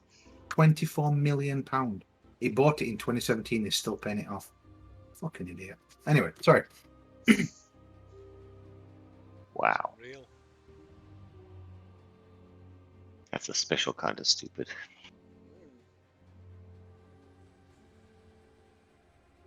So what are you guys doing? Whatever you want. No. I mean, Threadney's done now. She's looking at books, so you guys are like free to check out the stables, the barn, or whatever. Yep, I will check out outhouses and stables and any outbuildings surrounding the area. So yeah, the outbuildings. One of the outbuildings contains sort of is like a tool shed essentially. Contains like tools and supplies for keeping for the upkeep of the inn and the surrounding buildings. There's also a small building that's an outhouse, a toilet, outside toilet, and then of course there's the stable which holds your horses, and also the body of the old man who was killed by the thing in the inn earlier that evening. Oh yeah, yep. Wasn't that something else I accidentally killed? Yeah, I think so. Yeah. Not the Your old Honor. man. I want to ask my sister if she can like enchant this crystal for me so that it kind of flashes when there's danger around. No. No, I have no idea how to do that.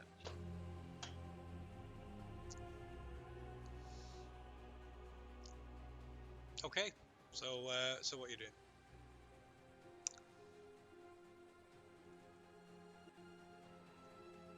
4 o'clock in the morning. Dead bodies everywhere.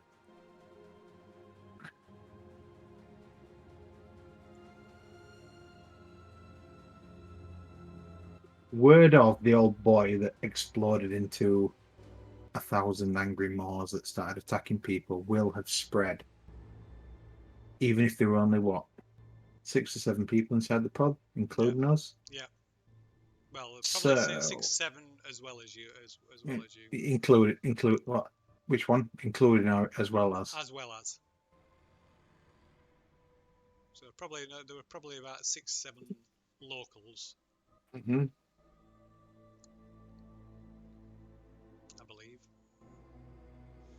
It's been a while, but yes, I believe that's the case.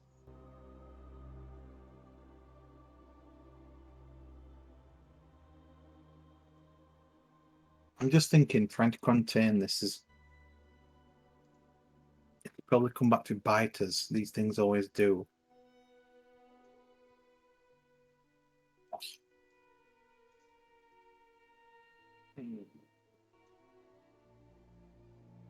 Would there be some kind of police force or militia that would deal with these kind of supernatural? So the like the inn's pretty much in the middle of nowhere. If you remember, there's a few sort of there's isolated farming communities which make up for the what passes as locals. Mhm. If you remember, Farzu did mention that there's like patrols from the nearest that come up and down the road every so often. And he was because he said he was going to report what happened to the next patrol that came past, which he suspected. He said was going to be probably be in a day or two. Just thinking out loud, he had a dungeon full of people that had been imprisoned, so these people have not been missed or been looked for, so this patrol can't be trusted, or nobody cares what we think. So, just thinking out loud. Well, God, stupid! What's the cat's name? I keep forgetting what the cat's name is. So, no fun. Oh, Zakwa? Zakwa, yeah. So if you remember, Zakwa told you that he'd been sort of experimenting on lone travellers and people that wouldn't be missed.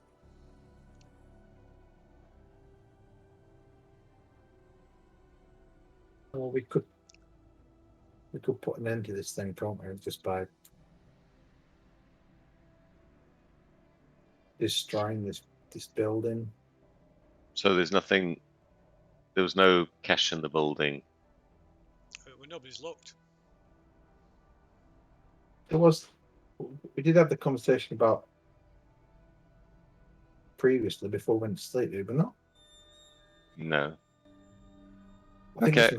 this was before you turned up, though. So I've just got to take a minute. I need to take my dog out. No, nobody's. No worries. Okay, so fine. Because there's upstairs. No, there's nothing behind the bar. I can't remember if anybody checked, but there's nothing behind the bar. Upstairs there's the common sleeping area where you were sleeping, and there's also Farzu's private room. Okay, so we need to check before we burn the place down. We need to make sure that there's nobody else here still. Well, yeah, and also we want whatever money you had for travel money because I'm running low on funds after kitting myself out. Yes. Right, so Threadney puts down the books for a bit and then heads inside to go through Farzu's room, see if she can find anything of interest in there. The only fear I've got is that there's something still here. I understand. Well, stick close. Maybe the two of us should go through Farzu's room together. Yep. Make sure we don't miss anything. Balak can stay outside in the sunshine. Sorry. Jalan can stay outside with Cosimo in the sunshine. Guard the books. Okay. Right. Okay. Well, you go through. You go through the check the ground floor and go Yeah. upstairs. Check in the common room, and then Balak's not Balak, and then Farzu's room. So the door to Farzu's room is locked. Oh, Try and pick it, sleight of hand. You could, yeah. You can make an intelligence check as well, perhaps.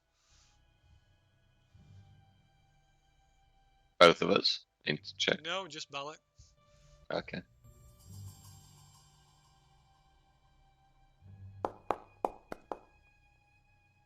Maybe not. Yeah, you can try and pick it.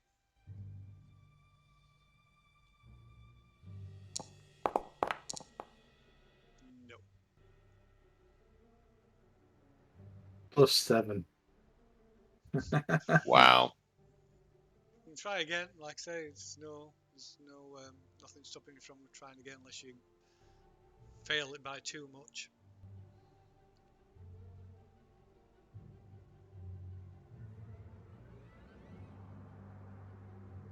You trying again? Yep. Okay, right. This time the after a couple of attempts, the lock finally gives, and you're able to get into Farzu's room. So as you're opening your door, you're like, you just slap your hand on your forehead. And you've got the keys in your pocket. That's something tells you too. Yeah, I do actually have all the keys for the building. Sorry, apologies. Okay, so you check through both search Farzu's room from top to bottom. You can make a perception check. Yep.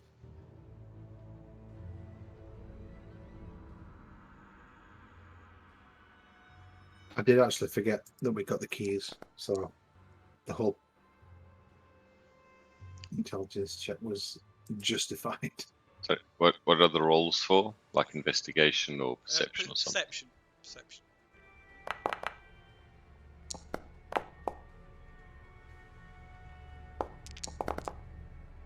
Okay, so you search through his room. I don't find anything at first. Nothing, out of the ordinary. Just the usual things like clothes and mundane items. And then you do find a lockbox underneath his stuffed in under the far side underneath his bed, which despite its name is surprisingly unlocked. Inside you find 4 gold pieces, 7 silver pieces,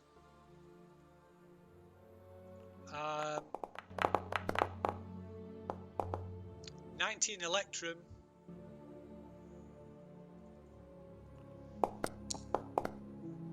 and 14 copper.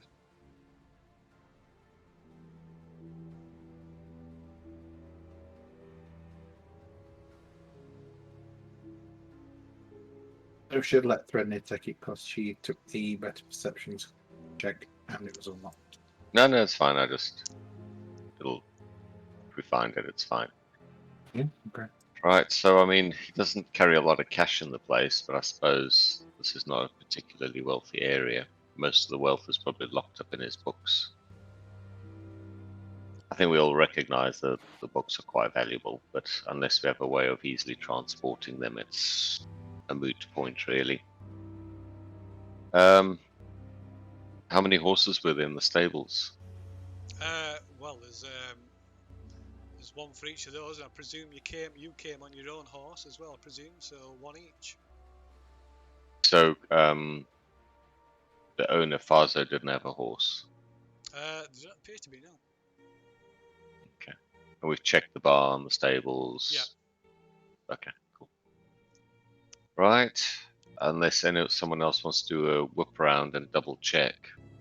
I mean, I did detect magic when I was in the common room when I first arrived, and I think downstairs, have we collected everything that was magical? Yep. So there wasn't. Yeah. So, yeah. It Nothing. was just the stone, right? Yeah. Okay. Cool. Well, I think we sucked all the juice out of this as we can. So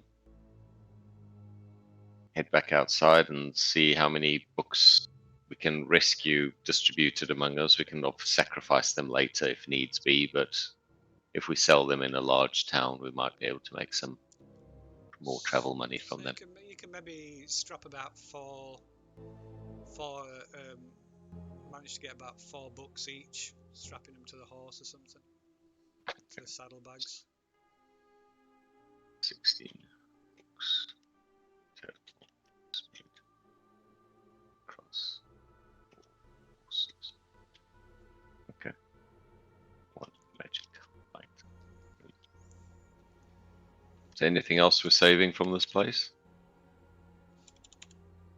I mean, the building itself is probably quite valuable, but I don't think any of us are going to be sticking around to sell a building that we won by murdering all the previous owners.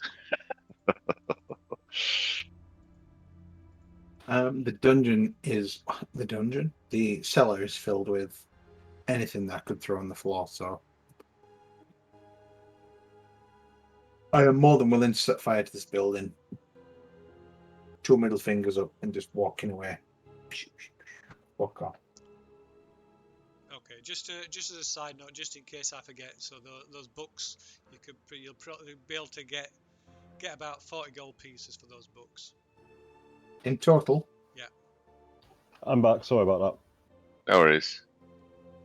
So what are you doing? Setting the place on fire? I want to. that. I second the motion, and I know Cosimo would have been all for it. Threaded knee just shrugs. Grab the horses and set fire to the place, Phil. Okay, so what are you doing? Setting fire from it down in the sort of underground levels, or just setting fire to the. So starting at the bottom and working your way up. Okay, right. So I'm getting thorough Cosimo out. cleansing. Sorry. I'm getting Cosimo out. Yeah, I presume so. And I said a thorough cleansing. Okay, so you find something flammable to get things started, and you're forced to make a quick retreat from Fazoo's lab, as there seems to be a lot of chemicals and things in there that are highly combustible. Lovely. And there's you flee from a quite a sizable explosion as the flames quickly catch light, and the tunnels. You head back upstairs as the tunnels quickly start to fill with a thick black toxic smoke. Well, Threading is outside, so this is your guys' problem. Yeah, no, this was anticipated and. Okay, right. Emerging into the cellar, you set light to everything in the cellar, and again to the ground floor. And by the time you're riding away, you leave the pale shepherd behind you, and it's just a blaze lighting up the horizon as you ride, following the road south. Just scratch into the floor, Phil. Any kind of sand or mud or anything that we could leave a mark on. Fazoo was a monster. I was thinking we could go to the next town and just leave like a negative review on the place. Yeah, bad beds, food TripAdvisor. poisonous, and yeah, that's it. The TripAdvisor for the next city. Don't go there. Try to turn us into monsters. 1 star. Definitely wasn't worth the time. Would not use again. You laugh. That was actually one of my plot hooks for my character. What? Nerd review. Yep. Oh God. So we hit the road again. How long does it take us? I mean, do we you said a week to get to the next town, and the shipment had a couple of days head start on us, didn't it?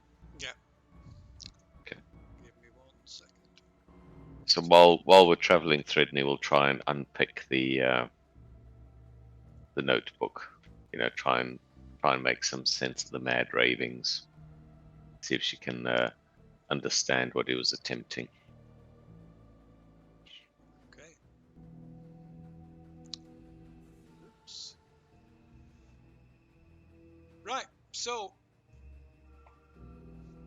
you following the road south, you come across like a few small hamlets, like farming communities, but nothing major. And it's speaking to locals on the way. The next major settlement is Rosante on the south coast. So Gotcha. continuing on your way, stopping off and taking advantage of the hospitality of some locals as you travel down the road. You eventually, about a week later, you arrive at the town. What once was a city, but is now a town of Rosante. Let's see. What do you mean was a city and now is a town? You'll find out in just 1 moment. Let me just adjust the calendar. So, no, not that one.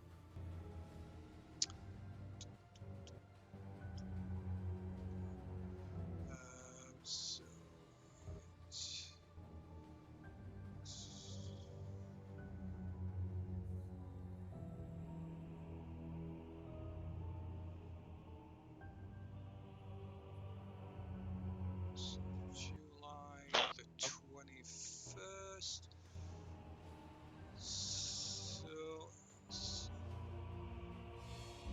So it's August the 2nd when you finally arrive in Rosante. So just over a week since you left behind the Pale Shepherd Inn. To say that you're disappointed when you arrive at Rosante is an understatement. So you have heard of Rosante before, and it was supposed to be this beacon of wealth and prosperity in the Southern Kingdoms. And all these stories of this magnificent Southern Kingdom have so far proved to be nothing more than that, just stories. Rosante, which was supposed to be this prosperous city, a centre of international trade, resplendent in both wealth and culture. Instead, you find a coastal town that is a dense and crumbling monument to the port city it once was.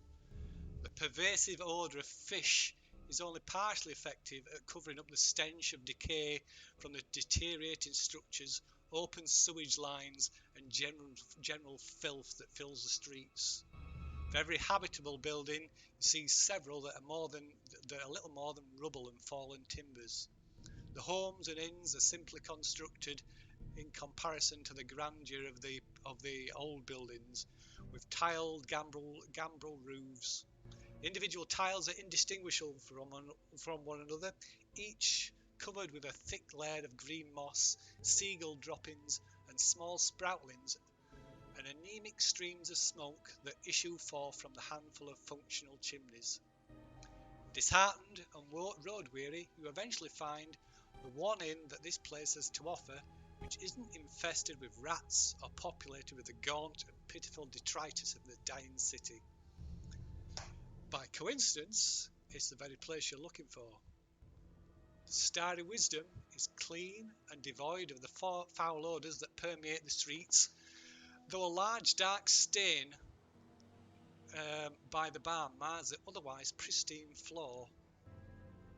The atmosphere here is almost jovial, and the patrons and staff almost friendly. After securing room and board, you ply the few talkative locals with cheap but palatable ale in the hopes of some good news, some snippet or rumour that might lead you somewhere, anywhere other than here. Of course, returning home is not an option. You do speak to the innkeep. Garzo.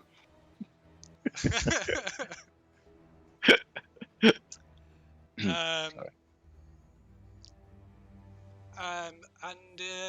he has in, he does it. He confirms that he had indeed ordered a batch of wine from the Pale Shepherd Inn, as the innkeeper there had a good reputation of producing fine wines and food. Unfortunately, when the shipment arrived, he opened one of the bottles to sample it, but just this terrible stench that came from the bottles prompted him to throw them all out and just pour them into the gutter. Well, we tell the innkeeper he may just have saved his life. We have discovered that Farzo had created some foul concoction that turned humans into beasts, unnatural beasts, and almost did the same to our traveling companions. We were able to stop him, and we were mightily concerned when we saw that a barrel of his special concoction had been sent to this inn, so we were relieved to discover it's been disposed of. Right, he listens to your story with interest. Says, then perhaps I owe you my thanks. We can do without more ill fortune here. And he offers you each a free drink in gratitude. Yeah, I'm good, thanks. Tridony will take it. She's trying Just to get used to being poor. out of interest, the gutters that he poured the wine into, it doesn't like feed water to the entire No, city or something, does by it? by gutters he means the open sewers that just run down the street. Oh god, we're about to face fucking super rats, aren't we? Fucking alligators on steroids. Fucking mice with tentacles.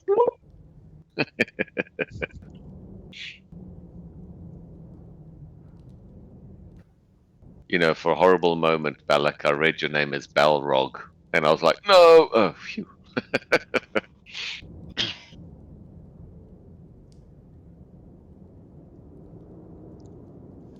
Okay, right. God, that's loud. So as you settle down into the inn, wow, that's real loud. Mm-hmm. So the wind rattles round the building outside. And like I say, it's the place of the shithole. I mean, this inn's ain't good, but compared to everything else what else you've seen of the city, of this town, not a city anymore, it's a real just cesspool. So like I say, Cleethorpes. so like I say, you start talking to some of the locals, trying to like find some snippet, some lead, some job, anything to like sort of take you to move you on, take you somewhere better with better prospects. And so it is that you find yourselves in the company of an old man, or at least you presume him to be old from his cracked voice and his hunched posture and his hands that poke out from the sleeves of his big baggy coat that are wrinkled and tissue paper thin. For the most part, is the rest of him is obscured within the hood and folds of a old and heavily stained oilskin coat. And for your trouble, he tells you what he knows of the place. He says, centuries old is Rosante. Were founded by Fem family For generations, towns prospered. The waters here are deep, and a fisherman's net were always full. Rosante was renowned as a centre of trade, but now 'tis but a crumbling shell of its former self. You might wonder what brought this about, this reversal of fortunes. Conflicts between regional city-states, trade routes changed, political boundaries shifted, none of it good.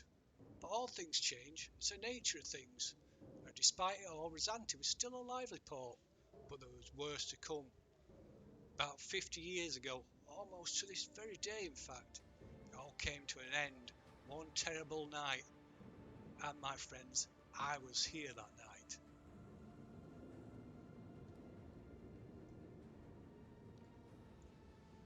What happened that night? So, that's a good question. So this is where you will temporarily discard your characters and take the roles of the faithless NPCs you've been given. Right. Are you allocating us some sheets? They are in the character slots. They're in the pre-generated characters folder. Oh, Yes. right then. I've got I double got digits. ball rig. I I've got got double ball rig. digits HP. Yes. So if you want to just briefly familiarise yourself with those characters. It worries me that we've got a lot more hit points. Does that just mean we're going to be hit by a lot of bigger stuff now? No, it means you can survive shitty little attacks better. Like stupid men with fucking short swords that's supposed to be dead that are not dead. Lashing out at you because they're not fucking dead. Why is my spellbook empty? Kidding. I'm a fighter.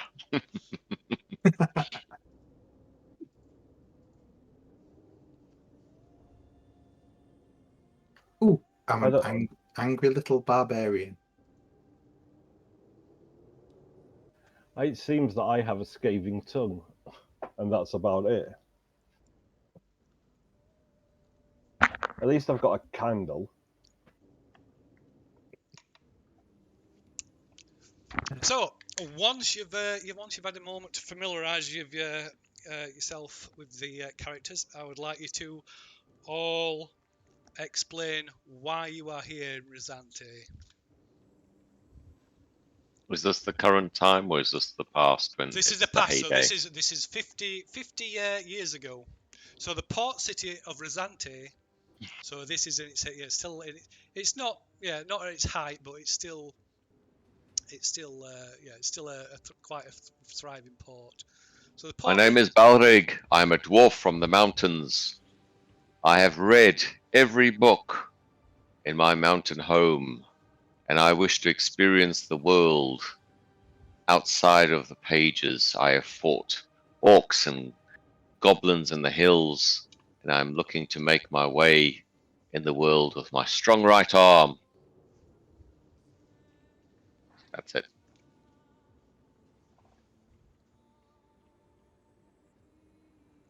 passing the torch to somebody else.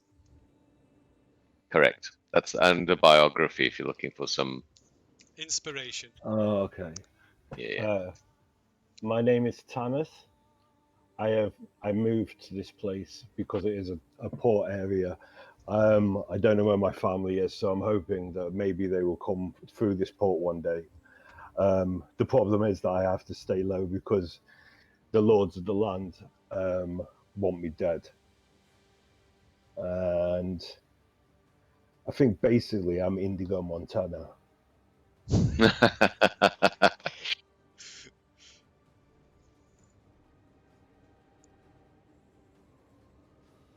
I finished.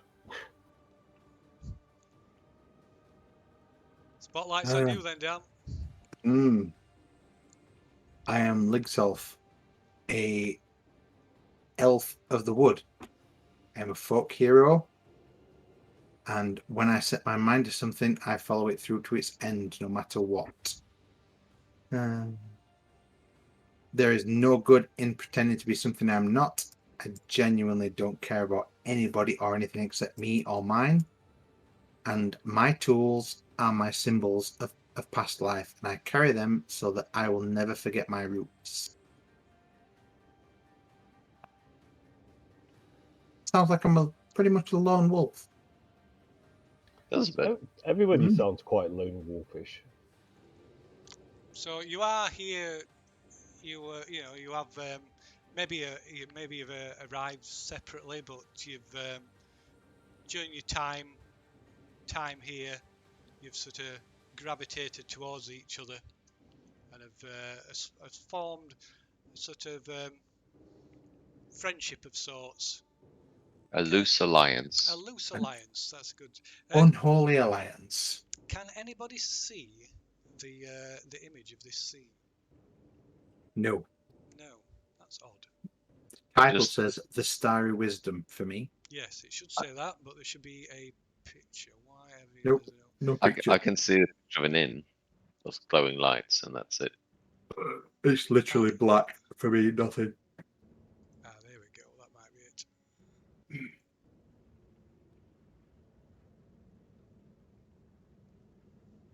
That might be it. Let's just drag everybody back to the landing screen for a minute. Oh dear! Wow. What Maybe the hell is that? How about now? Can you see something now? Nope. No, Oh, I'll reload. I can see the inn. The inn scene. you can see the in-scene. Oh yeah. I can. Yes. I've always seen it. Oh, you have. Oh. I have, but I don't know about the others. I can see the inn scene. Yes. I thought you were putting something else up. No, the inn. So the scene of the inn. The scene of the inn. Oh, it might be. I know what it is. It's not you. It's my all-seeing eye. He can't see Yes. it. He can't see it. That's what the problem is. Oops.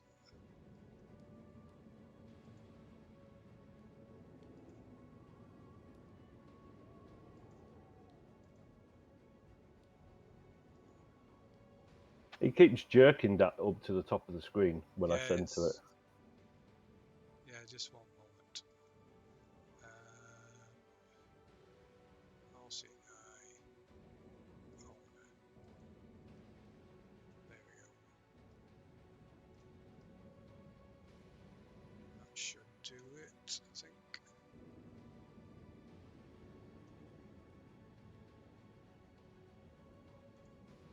Yep, there we go. That's better.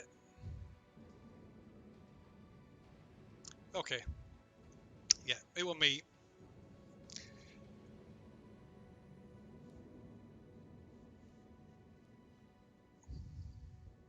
Okay, so we're all sat in the inn nursing our ales. Yeah, so the port city of Rasante has gone strangely quiet. Its harbour and shipyards are all but abandoned. A strange illness has gripped the town's population in recent weeks, spreading faster and faster among the locals. The illness seems to have rendered most of its victims bedridden, as they haven't been seen in public. Among those affected is the owner of the Starry Wisdom, the inn and tavern where you are staying while in Rasante. Do we have any indication what the illness is? No, not as such. The people have like a sickness and a fever, but it's you don't know. Nobody seems to know much about it. Like I say, it seems to people who come down with it end up bedridden. Do we know how it's passed from person to person?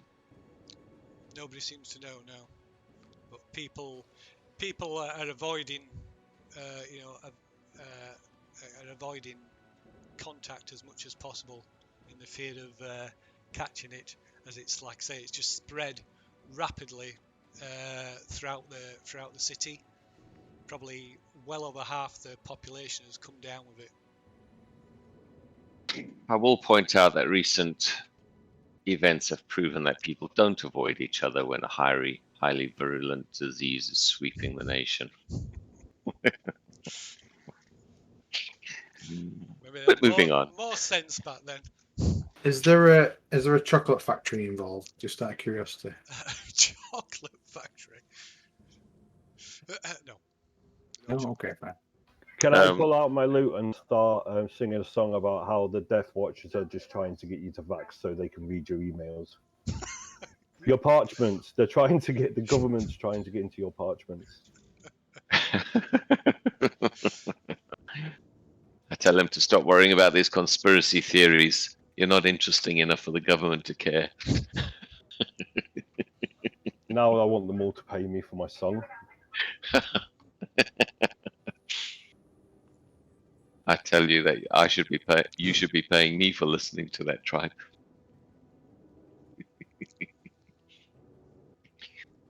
Okay, But I'm a so dwarf. I'd start singing some dwarven drinking songs to keep my spirits up. It's loud, lots of ale involved.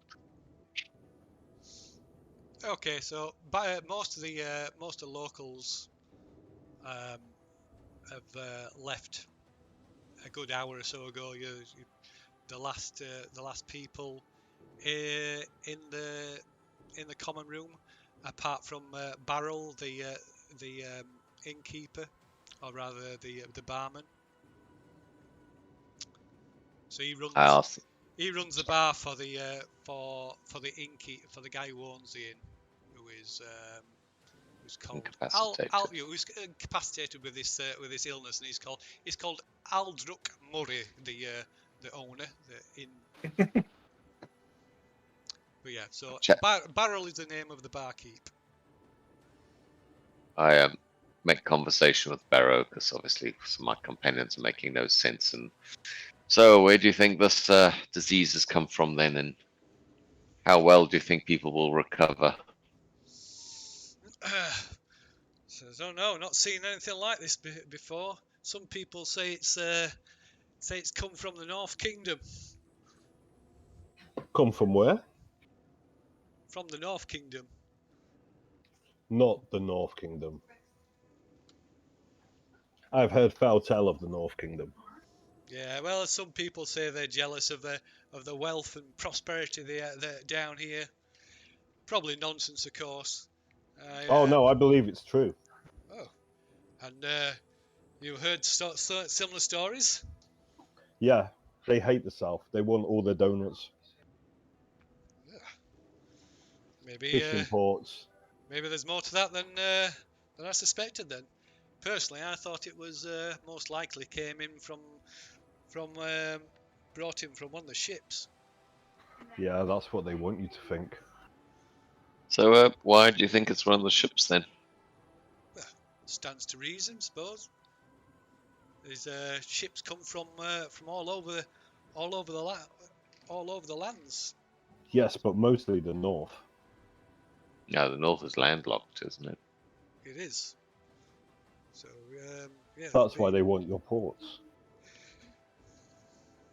So, I mean, do we know who the first people were that were struck down by this illness? I don't know. That's the odd thing. There's nothing. You'd think perhaps it would have been maybe the people that worked on the docks at first, or maybe the poor. But it just seemed to strike at random, rich or poor.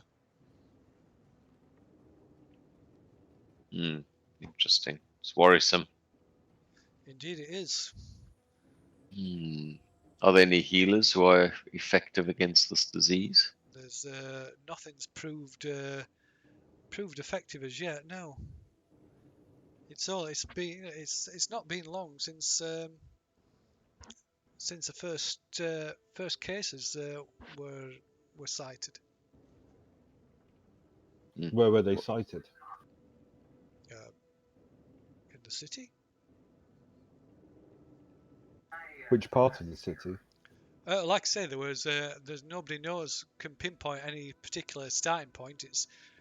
There were cases reported in the poor sectors and among the rich, and the warehouse quarter and the docks. There doesn't seem to be any clear indication of where it Rich, started. could you tell me a list of places that all of these people would meet? Like, is there a city hall or somewhere like that where everybody could become infected at the same time?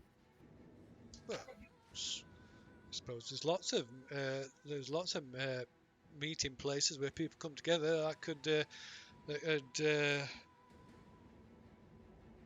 could be a culprit, I suppose. I mean, there's a marketplace, there's a town hall, there's a congregational hall, there's the inns and taverns of the city. Hmm. I suppose everywhere is almost everywhere is a potential breeding ground. That's why I try to keep this in clean and hygienic. Scrub the as you probably noticed, scrub the tables with boiling water and salt every evening. We appreciate your efforts, even if it makes my axe rust. Well, Um, can I get you gents a last drink for the evening? Ale. Ale it is. He looks around. I don't think Aldrich will notice a couple of tankards going missing, and he fills everybody's mugs for free. Does he pour his mug? He does indeed. So ask him if he has any idea who may know more about the disease, if we are that way inclined to learn more about it. I don't know. I suppose maybe the clergy or some of the scholars. Oh, is there a repository of books in town that people could avail themselves of?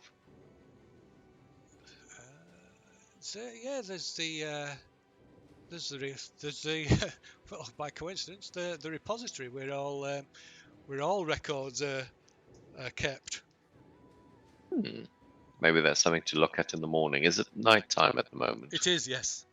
Okay. It's very much nighttime. There's a storm raging outside, as you can see from the flashes of lightning from the window, and the Oh, sound is that of what that was? What does the Song of Rest give us? What? You get I full yeah. full hit points, I think, or it gives you like an extra 1d6 when you're resting to regain hit points, something like that. Should I play it now before we go to sleep?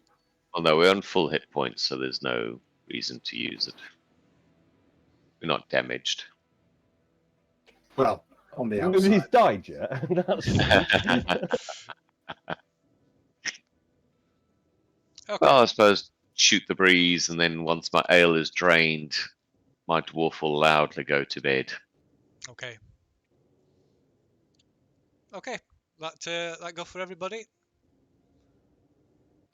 yes. Yes, at this point. So Barrel once Barrel's drained the dregs from his mug, he kind of like makes subtle hints that he's wanting to clean up and Good shot. shut shop for the night. So Good night, good fellows. I shall see you in the morn. Thank you for the ale. right, he wishes you all a good night, and he'll see you in the morning. So the Starry Wisdom is it's a 2-story building.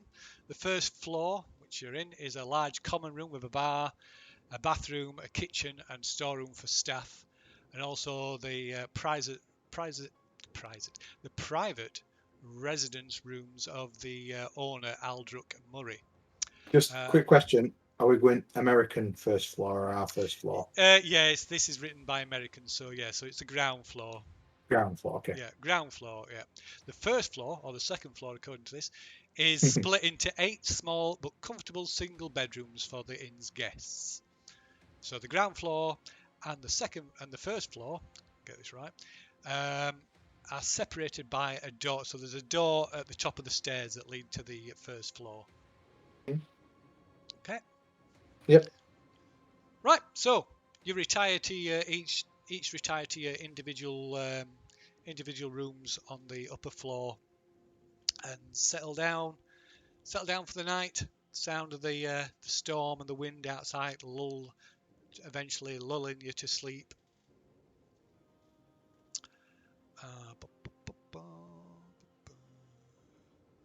This is wrong. No, it doesn't matter. I'll leave that clock. It doesn't matter because we're 50 years in the past, so that clock's irrelevant anyway. Okay, so just after midnight, you're all woken by shouts, by the sound of shouting and a crashing noise from downstairs. Jumping out your beds and opening the door to see what's all the commotion is. The door to the second floor, the door to the downstairs, flies open as Barrel crashes through it. He grabs a small table from the end of the hall and shoves it against the door in a half-hearted attempt to barricade the door before collapsing to the ground. He's sweating and shaking heavily, and the front of his shirt is spattered with blood. In his one shaking hand is held a bloodied kitchen knife. I'm going off to bed. Balric grabs his great sword. Can he wield it in this passageway, or would a warhammer be more appropriate? Yeah, it's kind of narrow corridor, I suppose. Yeah. Right, so he grabs his warhammer, leaps into the passage, totally stark as just a hairy dwarf. So imagine Cousin It, except the hair starts like eye level and goes down like a shiny bald pate. And he's like, "To battle!"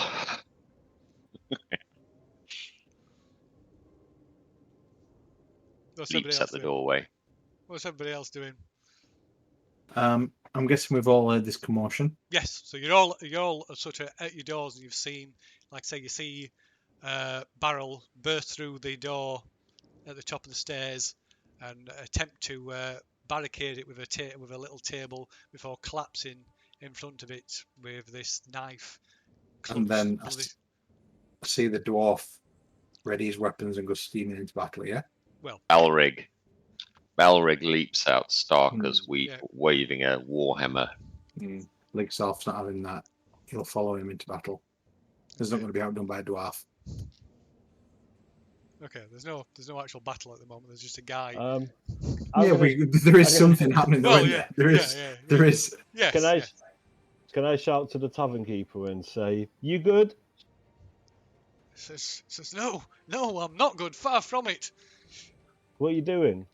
Says he looks at the sort of a bit as if in a trance. He looks down at the bloodied knife in his hand. Says it was like a man possessed. Says I haven't seen him since he took ill. It was Aldrich. He looked monstrous. Eyes bulging from his head, his mouth wide as his face, his skin covered in slimy sweat. He tried to smash my head in with a chair. Somehow I managed to dodge it, and I had the knife. The knife was in my hand, and his voice trails off, and he just shudders. Balric. This is a place called Starry Wisdom, yeah? What was the other place called that we'd just been 50 years in the future? Sleepy Night. The Pale Shepherd. Pale Shepherd. So if he's playing this game under the same rules of us, we better check he hasn't just stabbed himself. He rolled a 1 on his way back. Balrig pushes the table aside, pulls the door open to go down to investigate. Okay. What's everybody else doing? We're not a party at this point, are we? You what, sorry? We're not a party at this point. We're all singular entities. Well, you're all singular entries anyway, not some like... Sorry, what I'm saying is we're not a party. I thought we was a party. Yeah, well, that's what I'm saying. You've all sort of you've been here and sort of gravitated towards each other and become sort of loosely become friends. Cohorts. Yes. Okay. So yeah, I'll follow the dwarf, wearing undercrackers, following him down the corridor with a great sword in hand. Okay. And how about Tanis? Tanis will draw his rapier and follow them. Okay. So is anybody else apart from? As I get to the keeper dude, I'm going to say, "Give me your knife. I may need it." Is anybody aside from Balrig actually putting any clothes on? Nope. Or you might not sleep naked, as far as that goes. I don't sleep, but okay, fine. Yeah, I'll go back and I'll put some clothes on. I Okay. sleep dressed. Radio. Probably sleep in some clothes. Oh no, no, I don't. What? No, I don't wear any armor. I'm unarmored. Yeah. I just wear a full set of long johns with like a rapier on the side, like a dodgy '60s western. Like one of those butt flap things. Yeah, I lower it No. down when I need to go to the toilet. Not even one of them. Wearing a pair of pants, if that. You lucky. You dash out in the corridor in just a thong. I am going to defeat them. Flopping Pretty around. much. Okay. So you all follow suit and file past Barrel, and head downstairs. Barrel, Tanis, as you pass Barrel, he sort of looks sort of dazedly at this knife again, and then gladly hands it to you before getting to his feet and cautiously following the rest of you downstairs.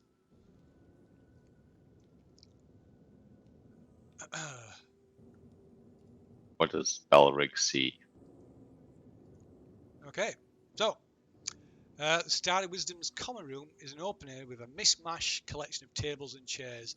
The hanging lights have grown dim since clothing, and a single low burning oil lamp on the bar sheds any light in the otherwise shadowy room.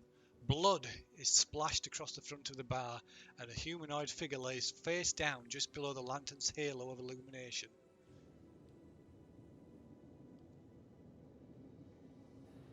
Yeah, Balrig heads straight towards the body and rolls it over, weapon at the ready. Okay, what's the other two doing? What's Ligsalf and Tanis doing? So Ligsalf will take position kind of as defensive as possible in like a triangle formation if there's three people that's going to be involved in this. Okay. Do you know what I mean? Yeah. Yeah, okay. And Tanis? I'm following them. Radio. Okay. So Balrig, you approach the face down body. What are you doing? I roll it over onto its back so I can see for myself.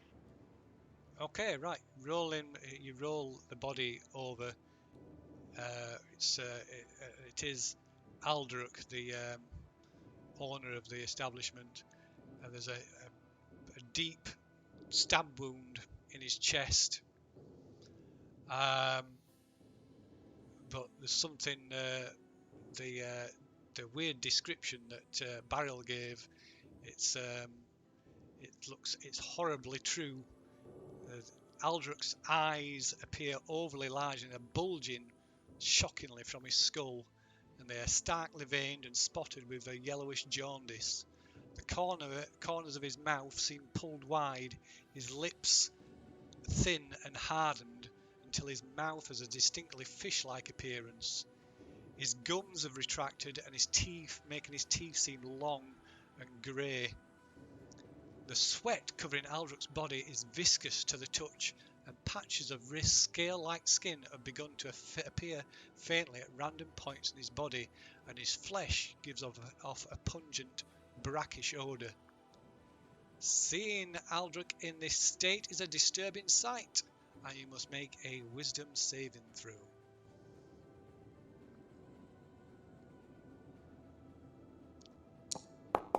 Aldous, no. Okay, right, you managed to steel yourself against this dreadful sight.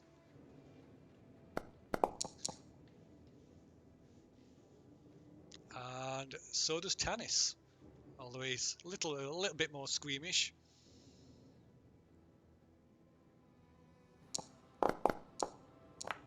Oh, and Ligsalf isn't fussed at all. He's like, yeah, whatever. Licks it just to make sure it didn't taste funny. Yeah. Right, there's a clattering behind you, and you're looking back, it's like Barrel is like staggered back and fallen over one of the stools. He says, I told you! He came at me like a madman. I had to do it. Do you think this Okay, could be the right. disease? Sorry?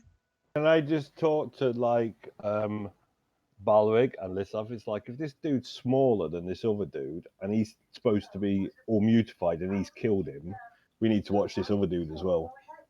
Didn't say we're Well, smaller. That what Balrig would say is that have we met the owner before? Yes, you've met the owner, yeah. So So you were in Rasante before. I mean, humans are ugly to me anyway. You know, I like them short and stout, but this human looks distinctly worse off than before. In fact, he looks like my last fish dinner. Something is clearly afoot here. So you can make a wisdom, medicine, or Yog-Sothory check. Yog-Sothory. I'll try Yog-Sothory. What do I have to do for that? Oh, wow. Wow, that's 2 20s. Stop stealing them all. I want some of them. What do I have to do for Yog-Sothory? Just click on the heading. Just, I'm not sure. I created my own macro for it. One second. It's worked for. Yeah, it's basically 1d20 plus whatever your Yog-Sothory value is. Mine was +3. Yeah. I've got 3 No, values. Sorry, +2. I've got 1 of And then- 2, 2 of 2, and 3 of 3. What does that mean? And attributes. Let's have a look. Yours, Balrig. So. Under attributes. Attributes. So you got Oh, I don't know why it's so. It's the higher value. So you got Yog-Sothory 3. I don't know. That might be to do with what Dan were doing to try and get it to work as a macro. But Okay, so just So it's +3 basically. Do I roll as well? Yeah. 9. Oh, so I just roll a d20 +3, or my Yog-Sothory's 1. Yeah, so just 1 for you, +1.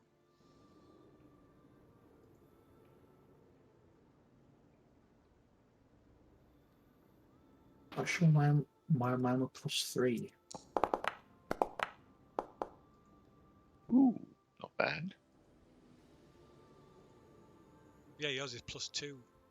Yeah, it should be.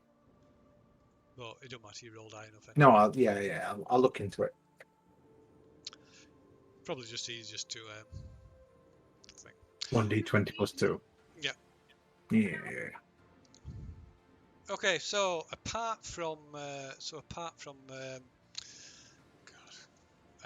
Balrig, it seems you suspect that Aldrich's recent illness and this strange metamorphosis are probably linked.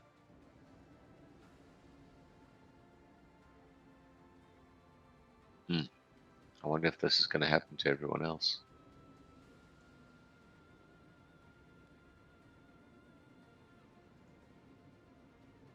What was the barkeep's name again? Barrel.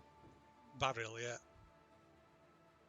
Asked Burial, was the innkeeper one of the first afflicted by this disease, or was he a recent affliction? It's about a week ago. A week. We need to speak to someone in authority to warn them of this impending fishy doom. Sounds like someone cheered me.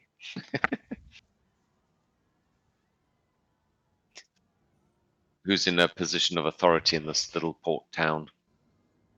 The Fenn family are the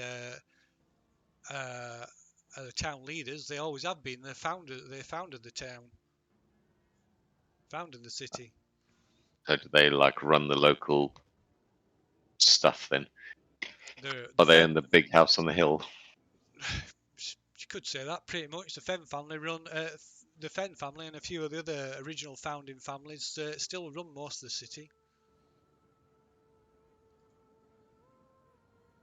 Okay. What do you gentlemen think? Shall we go warn the Fenn family of this impending doom to their city? I don't know. We could do. Right. Balrig goes to get some clothes on, don his leather armor, grab some stuff, and then get ready to head over to wherever the Fens are to tell them what's happening. Okay. Did you say this was 50 years previous, Phil? Yes. Yeah. So,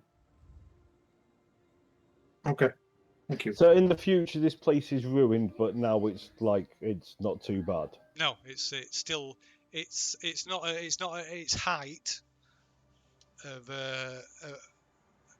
like a few decades before, but it's still like a thriving port city. Okay. So the old man that were telling the story said this is the night that it all changed. Of course, you're not aware of that. Okay, so what you all going and getting your shit together, getting dressed, and getting your things together. Yep, and rushing over to the Fens. Yes. Okay, To right. the fans. By the time you come downstairs, you can you get downstairs after you've gathered your things together. You can hear like sounds of shouting and screaming and sounds of commotion from outside. How bad does it sound? Like apocalyptic, or it's a bit hard to tell. For the sounds quite muffled. It's one of the good things about the Starry Wisdom. It's one of the better. Like I say, it's one of the best. It's probably one of the best, if not one of the better, if not the best in the city. And one of the things it does, it's got quite good.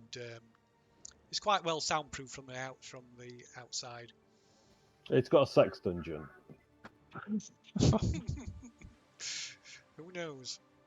But yeah, Right, so Balrig goes to peer through a crack in the door to see if he can see what's happening outside. Okay. Okay. So just watch out that you don't get stabbed in the eye. Yeah. So you push open the door crack and peer outside. Screams and shouts echo from the streets of Risante. In one direction, a warbling chorus of inhuman voices clamours in unison. In the other, distant screams of surprise and fear accompany the occasional sounds of splintering wood and breaking glass. Barely visible beyond the buildings ahead, the moonlight glimmers on the waters of Risante Harbour.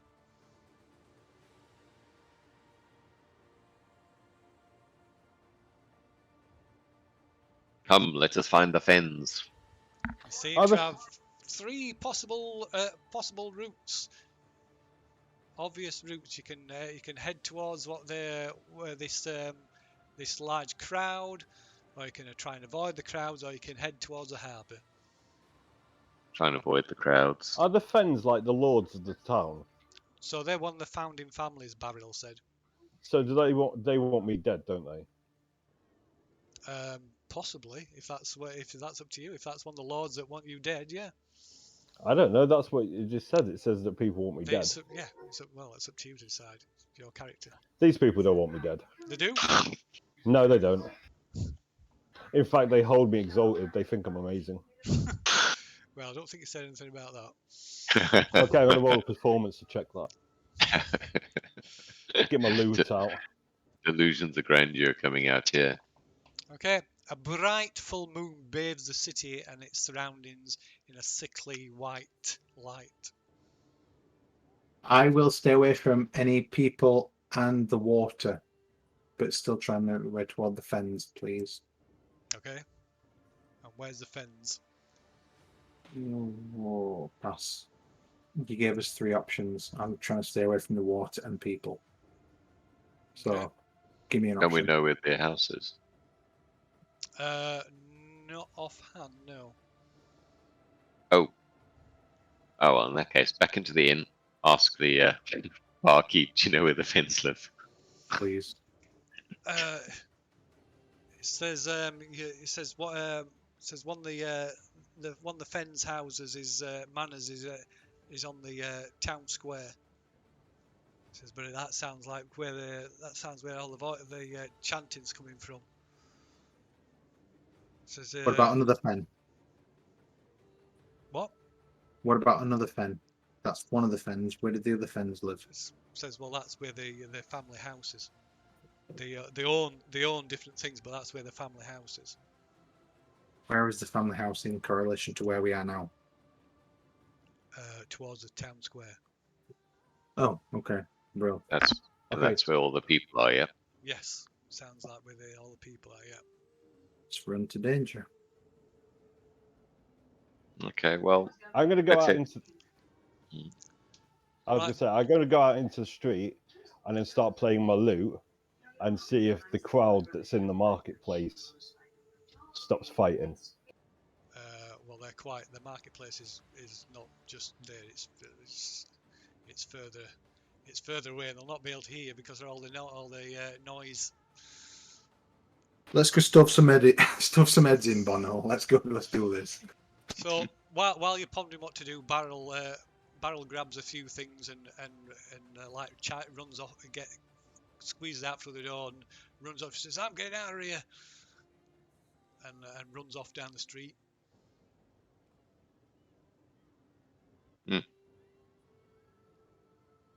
right. Nobody interested in Barrel?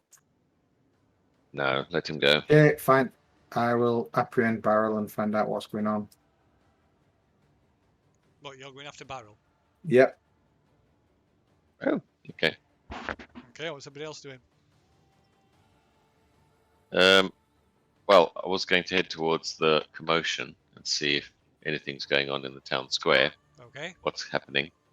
But I'll wait for the other one to return.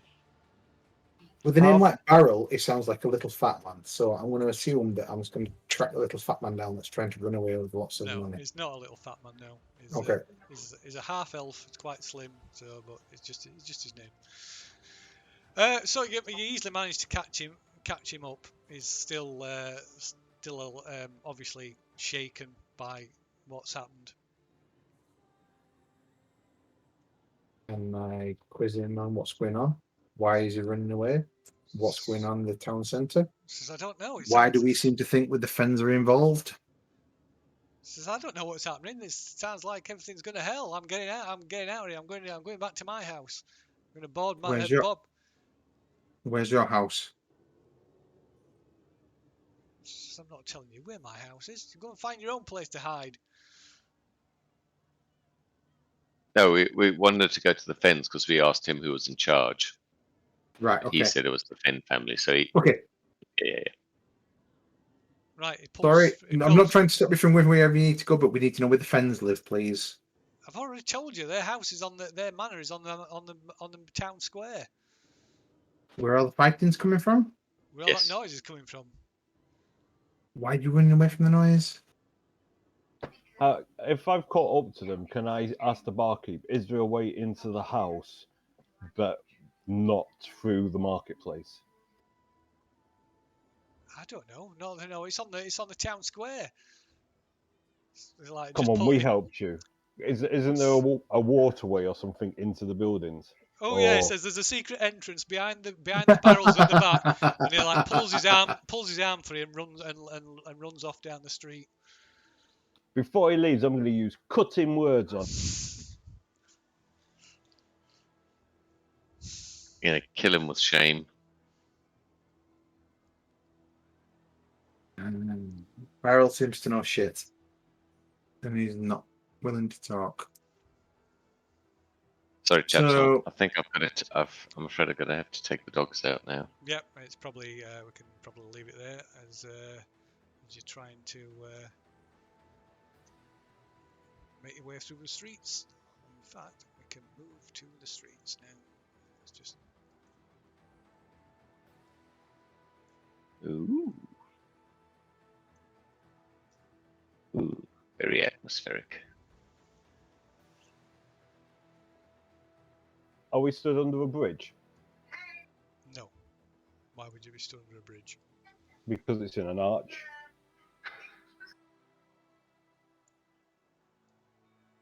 Is it?